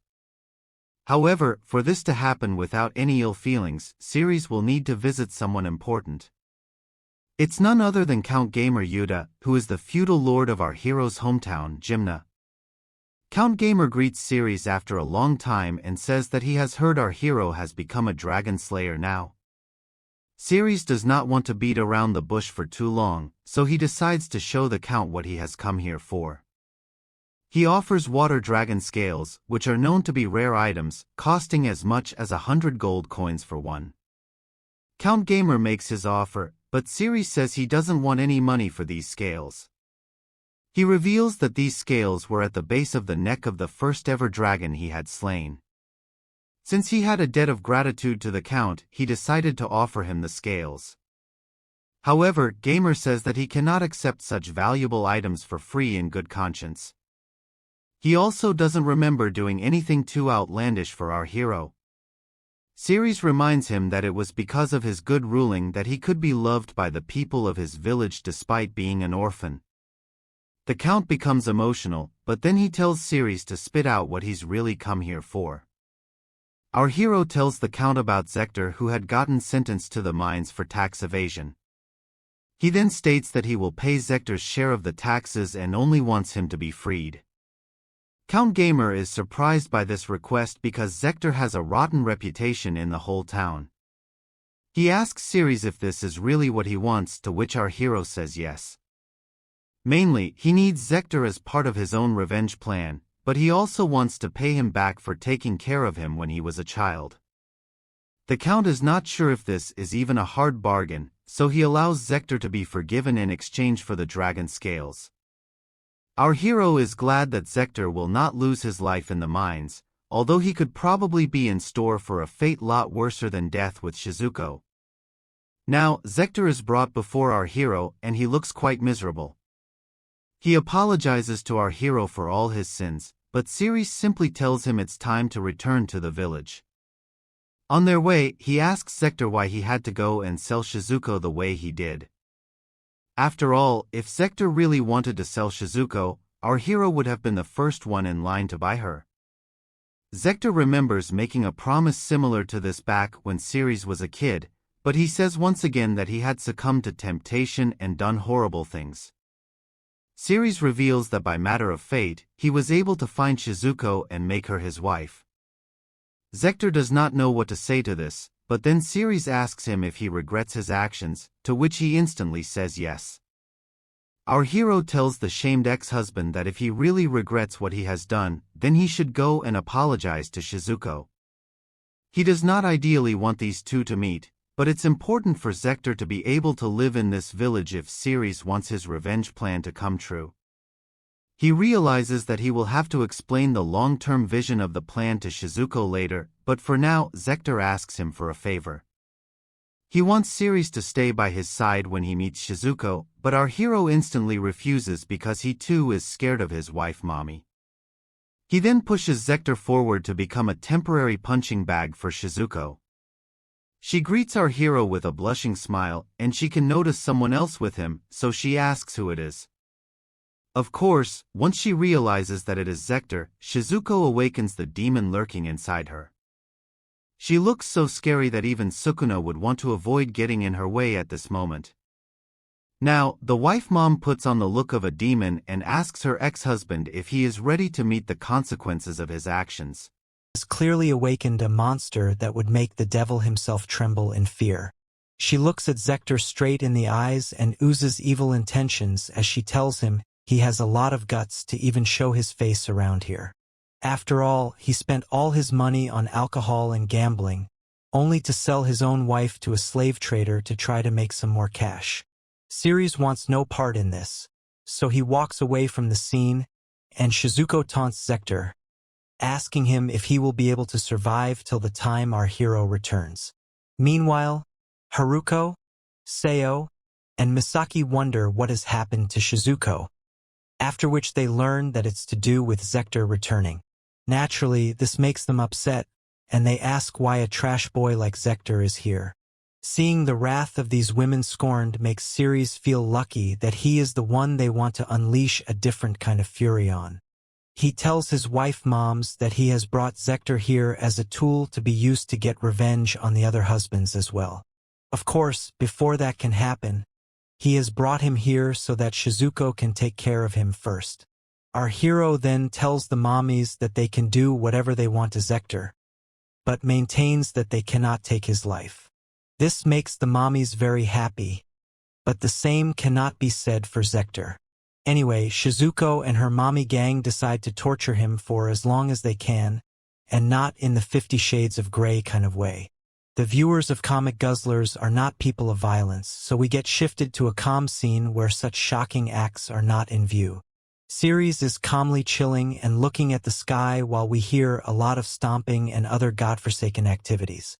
As Zector continues to get thrashed, Ceres thinks of how puzzling his life is. The people who loved him back when he was a kid are all basically his childhood moms who have now become his mommy wives.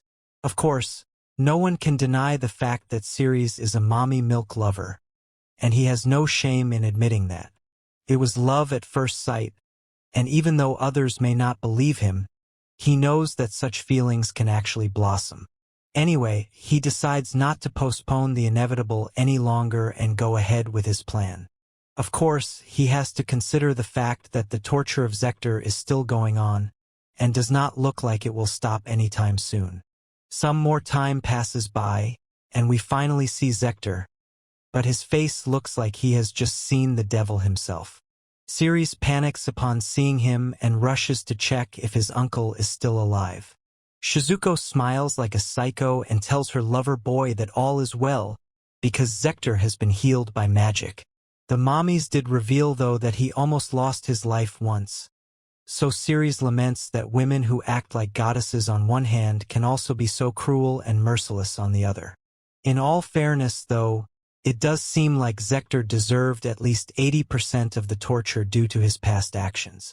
Now, Ceres takes his uncle to the village chief so that he can formally apologize for whatever he has done in the past. The village chief accepts the apology and then lets Zector live in an old house. From the looks of it, he is now repenting his past actions and doing his best to restart his life. Our hero then goes to his mommy wives and tells them that he is going to the city tomorrow in order to take revenge in his own way. He promises to come back after he is done with his preparations, and he also tells the mommies that they can trust him. We quickly move to the next day now, where Ceres has taken the other husbands to some kind of camp where they will get to meet slave girls. The useless husbands don't quite understand why our hero is doing this for them, but he simply tells the orc man to open the store and display his goods. This orc man is an adventurer who owns a harem of slave girls and also happens to be the middleman when it comes to selling them off to shady men with intrusive thoughts. Kazuma tells Ceres that buying a slave will cost the men a lot of money, but he tells him that he is worried about all the men remaining single for the rest of their lives. This is why he would like to give them presents as a token of his gratitude for being allowed to violate their wives. While this makes the other husbands very happy, Zector says that it would not be a good idea to include him in this as well. However, Ceres tells him that he used to be a nice person before his intrusive thoughts took over him. This is why he wants Zector to treat his new wife properly, just like he had been nice to Ceres when he was a kid. This, of course, has nothing to do with the shady activities he will be doing with his wife, as that would turn this gathering into a ditty party. The orc man does not care about character arcs, as he is just here to sell his goods. On that note, he wishes to introduce the best slave girls brought to you by presenting sponsor Ceres. The useless husbands gaze in amazement as we see some really cute and curvy girls, all of who Comic Guzzlers hopes are of legal age. The main lot of slave girls includes Naji, Mary, Eleanor, Charlotte, and Chihua.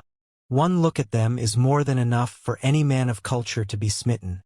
And then we move to the village chief's house where we can see that even he has been given a slave girl. The old man can finally feel his elephant again, so he tells Ceres that he should take over from him, but our hero is not interested in any additional roles right now. Shizuko shows up now, and she asks what the meaning is of all this. Haruka agrees with her sentiment because all of the husbands seem to be very happy with their young, energetic wives. Our hero has to sit down and explain the whole thing to his mommy wives, and he starts off with the village chief. Choosing an elf girl for him was mainly to make Zector sad because a hero cannot marry or have any kind of relationships with a demi-human.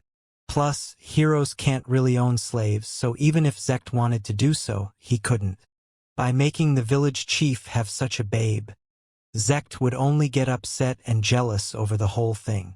Shizuko may understand this part, but she still does not get why Zector has been given such a cute cat girl. The story for this is a bit funny, so Siri tells Shizuko to buckle up for the truth. Basically, Zector's new wife comes from the most jealous race of demi-humans. Due to this, it can be said for sure that cheating will not be an option for the cheating husband. Shizuko gets it because from now on, if Zector is caught lacking, then he will be given tons of punches and kicks from his new wife. If things get really bad, then he might even end up losing a few crucial inches, which would be the worst possible punishment for any man spread across the infinite multiverse. In order to understand why the cat girl is like this, we see her talking to Siri and telling him that she simply wishes to be in an environment where she is loved the most. It might be odd to become a Talon, but she can't help her instincts, which is why she has found herself in the slave trade. Now, our hero states that the reason he has chosen someone as crazy as the cat girl is because he wishes to get revenge for Zector selling Shizuko away. With him never being able to cheat again, it seems like a fair enough atonement for someone who just can't help his intrusive thoughts. Even though Siri feels bad for his childhood friends, who are quite beautiful as well, he has to make sure they are brought into line. Now, Siri asks the mommies to imagine a scenario wherein Zector finds out his father has married a cat girl who is the same age as the girls he himself is getting with. This would be rather disgusting from multiple angles, and God forbid if Zector ever walks in on Zector getting all of that kitty cat. It will be a bit difficult for Zector to remain faithful, but Siri still has faith in him to do better as a human being. Now that Shizuko's situation has been addressed, Haruka comes to Siri next and tells him what he intends to do with the couple Kazuma has created. Siri says that he has chosen a maid who used to work in a noble family as Kazuma's new wife because she would not be his ideal person. This is due to the fact that Kazuma is the type to enjoy girls who behave like younger sisters, which is a bit creepy to be honest. Kazuma prefers girls who can take on multiple tasks, such as cooking, cleaning, and accounting.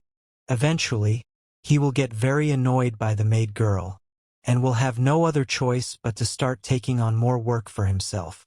This solves Haruka's issue too, so now it's Seo's turn. Her husband Kaido has been given a former mercenary as a new wife, who had told Siri she only likes to fight and use her body. This woman is more aggressive than Kaido, and can even break his limbs due to her knowledge of various fighting styles. Kaido will not be able to resist this woman, and will eventually have to be more understanding of her needs. This means he will have to become a calmer man, unlike what he was with Seo. She gets it now, and states that Kaido must always be in a family that has fights. Siri says that Seo was very kind and obedient as a wife, which made Kaido look down on her a lot. However, with a skilled fighter in his house, there will be a lot of talking that will be done with fists and not in a shady way. Due to this, Siri hopes that Kaido's oppressive nature will improve in general, thus making Seo happy. Now it's time for Misaki, who has realized that even her husband would have been given some kind of oddball as a wife. Our hero states that Shudo's new wife is the daughter of a former nobleman who is very knowledgeable, but most importantly very evil, so Shudo will not be able to match her personality. Since Shudo is not the strongest man in the world, he will not be able to use his strength either, which means he shall essentially become her slave boy. As a matter of fact, she has even been given the nickname of the evil daughter, which serves as a sufficient explanation. Misaki realizes that Shudo's life shall now descend into chaos, which does put a subtle smile on her face. Siri knows that Misaki is very pure and direct, unlike Shudo who is biased, thus making them incompatible with each other. He remembers the evil daughter telling him that she is a torturer and likes to use substances too, but will probably not resort to lethal poison, with a huge emphasis on the word probably. Due to this, Shudo's pride will get crushed, and he will hopefully become a bit humbler and more open. The mommies are quite taken aback by Siri's and his methods, but he says that he is mainly looking towards bending everyone's nature. That isn't all either, as the mommies ask about the kids as well, all of whom have betrayed Siri's in some way or the other. However, at this very moment, the mommies realize something very important and striking about the girls who have been chosen as the wives of their past husbands. They look awfully familiar because these girls are the same age and have similar faces to the daughters of the husbands. This means that if the girls do come back home, they will most likely find their fathers getting their freak on with girls who look just like them. This is quite disturbing when you look at the psychology of it, but that just goes on to show how twisted our hero actually is in the head. Moreover, the daughters won't be able to come home with pride if their real moms are not there anymore. And even though the husbands may not know it yet, they will soon realize what kind of trap they have fallen into. This is definitely enough of a punishment for them and their daughters, plus Zector has already been beaten down enough to have been given a lesson in becoming top husband material. Siri tells his mommies that they will leave the village together now, so that the daughters and son will not have anyone to go to. This means Siri and his mommy harem can peacefully live with each other at the capital. It's definitely an idea that works, and our hero has just shown his curvy mommies that his wit alone is enough to deserve an endless supply of milk. Shizuko is totally on board with spending life together at the capital, but Haruka says they will first need to find a room that can accommodate 5 people. Seo wants to get a suite, but Misaki says that will be quite expensive for them. Siri says it's fine because he will make money from hunting to support his mommies. He just hopes at the end of the day, all the shameless husbands will be forgiven for their sins. Haruka tells our hero not to act so cool all by himself, as even she will help him out. That's when Seo whispers into her ears that she definitely knows of one way that can help out a man of culture like Siri's. She is obviously referring to endless nights of shady activities and unspeakable acts that may. The men of culture at Comic Guzzlers would also agree to this, although even they might feel the use of the word mommy is being used a bit too frequently now. Haruka tells Seo that it wasn't what she personally had in mind, and worries that even if it's the mommy lover series, for moms might be a bit too much for him to handle. Of course, she does not know what lengths men of culture can go to in order to satisfy curvy babes, and Shizuko explains that Siri's can do it all as he is a young boy with a strong elephant. Misaki also holds on to him and states that she will sleep next to him every night.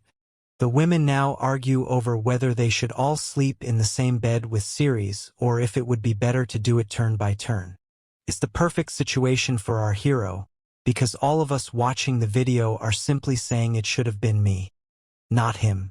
Seo sneakily says that she will be the one sleeping on top of Siri's, but the other mommies argue with her because she can't just randomly reach that conclusion by herself. Now, after a night filled with all kinds of debauchery, we move to the next day where Siri's and his mommy harem leave the town. They bid farewell to the past husbands and the village chief, who wishes for the force to be with them, more specifically Siri's. As the group now makes their way to the capital in a carriage, our hero states that there is still one matter which has been kept silent this whole time. It's the possibility that Zector may not even come back to the town if he manages to defeat the demon lord. If he does that, then he will instantly become a noble or a prince for sure. The young girls will also be shocked when they come back to the village, but they will most definitely never return after that. Of course, all of this is dependent on the whether they are able to defeat the Demon King, because if that is not the case, then their lives will not be so easy to live. Meanwhile, we shift to Zector and his babes, all of whom are struggling quite a bit. They are living in a trashy room, and the fake hero wonders how all of it has come to this. Zector comes to the realization that even with all 4 of them working together, His party is still unable to do what Ceres would accomplish by himself for all of them. They are not even able to coordinate their battles precisely, which is rather shameful. The party could take down ogre kings like a piece of cake before, but now they are giving them a hard time due to their lack of coordination.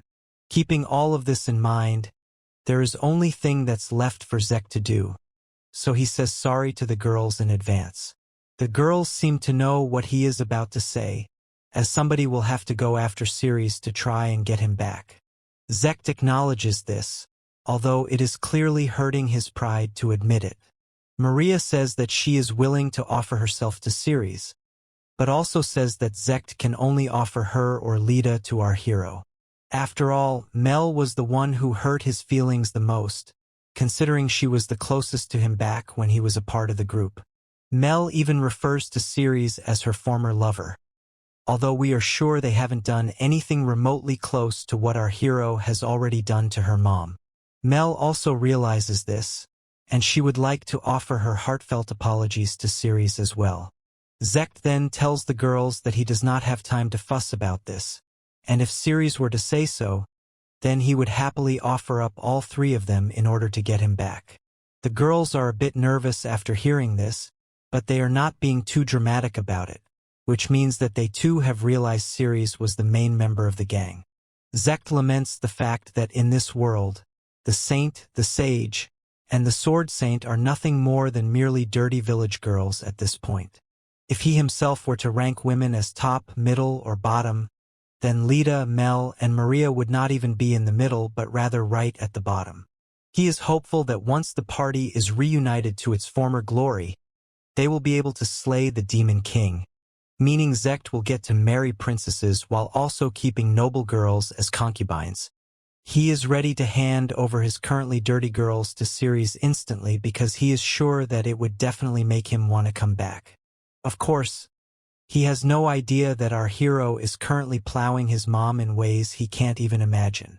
Lita sits down and reflects on how she had always hated Ceres right from when they were kids.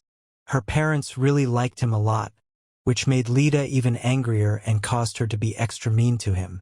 Despite this, Ceres never got mad at her, meaning he has a big and kind heart. After realizing her mistakes, she tells Zector that she would actually be happier with Ceres rather than him. Mel also considers herself to be a fool because she became so blind-sided by being a side piece of the hero that she ended up hurting someone who was precious to her. She then confesses that even though she called Ceres her lover, he is actually more of a combination between a father and a brother to her.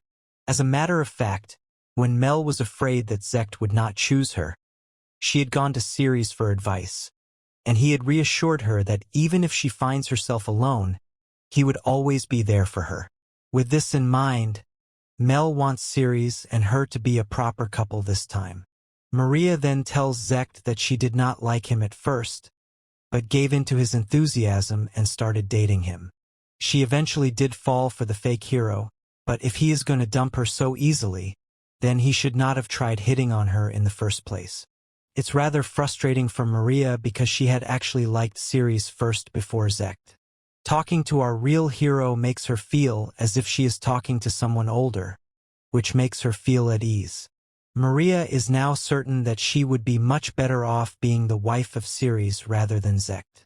The team has made their decision now, so they get dressed and head over to the church to make a request. They need to make contact with Ceres, but in a rather strange twist, they are denied by the churchman. He states that the king has given the royal decree that a hero cannot fall back or stand still, but can only advance forth. This is not at all ideal for Zector, so he asks the churchman why this is such a big deal. After all, he is just going to go pick Ceres up, but then he is told to take a look around him. Zector notices a lot of refugees from nearby villages who are in desperate need of a new home. If the prophesied hero had not stayed still in this town, then their villages would not have been destroyed by orcs. The kids are now without their parents due to errors from the hero party, which makes the girls feel horrible. Maria then looks at Zector and he realizes that this was a big blunder on his part. He thinks of leaving tomorrow, but instantly changes his mind and says that they will leave right now. In his mind, though, he curses his luck because he only wants to experience the comfortable side of being a hero. Now, we shift back to the real hero of this story, who has checked into a rather luxurious suite with his mommy harem. They sure seem to like it, and then Haruka tells Misaki to help her join the beds. Seo is happy to say that this is going to be the love nest for all 5 party members, and Shizuko seems to like the term. Siri says that it's already gotten quite late, so they should just take turns going to the bath and then go to sleep. Of course, this kind of statement would only work if this was a story for kids, so the curvy mommies tell him that even if he is tired from the trip, he has a long night ahead of him. Shizuko now leans in on her lover boy and says that it's about time she finally gets to do the unspeakable with him. The look in her eyes is exactly like that of a wild cougar waiting to pounce on its prey. So our hero has to prepare for extra shoddiness tonight. In the middle of this, the other mommies tell Shizuko not to go into her own little world with Siri, as they will all have to share him. The night lamp comes on, which can only mean one thing, and then our hero acts out his intrusive thoughts with Shizuko. Once she is done, then Haruka jumps in next, after which Seo says she also wants to a creamy load of elephant mayonnaise. Siri is a warrior of unbelievable potential, as we see Misaki joining in to form the perfect fivesome. Things get really hot and steamy, but all of a sudden, Siri tires out and falls on top of Misaki. Our hero has been doing all the work by himself, so to do all of this after a long trip has put him at his limit. It's not an ideal situation, but the men of culture at Comic Guzzlers applaud him for his efforts. Several days later, we see the curvy moms chilling inside a hot spring, but Haruka wonders if this is really all right as they are not doing anything while Siri is out doing all the work. Misaki says that it can't be helped since our hero loves them so much, but Haruka maintains that she wants to hunt with her lover boy. She knows that Siri is currently hunting a dragon so that he can afford this kind of lifestyle for his mommy wives. The others say that Siri would not want any of his loved ones to get hurt, and he'd rather be happy if they all stayed beautiful for him. Haruka gets that, but she still does not like the fact that Siri will not let them help him.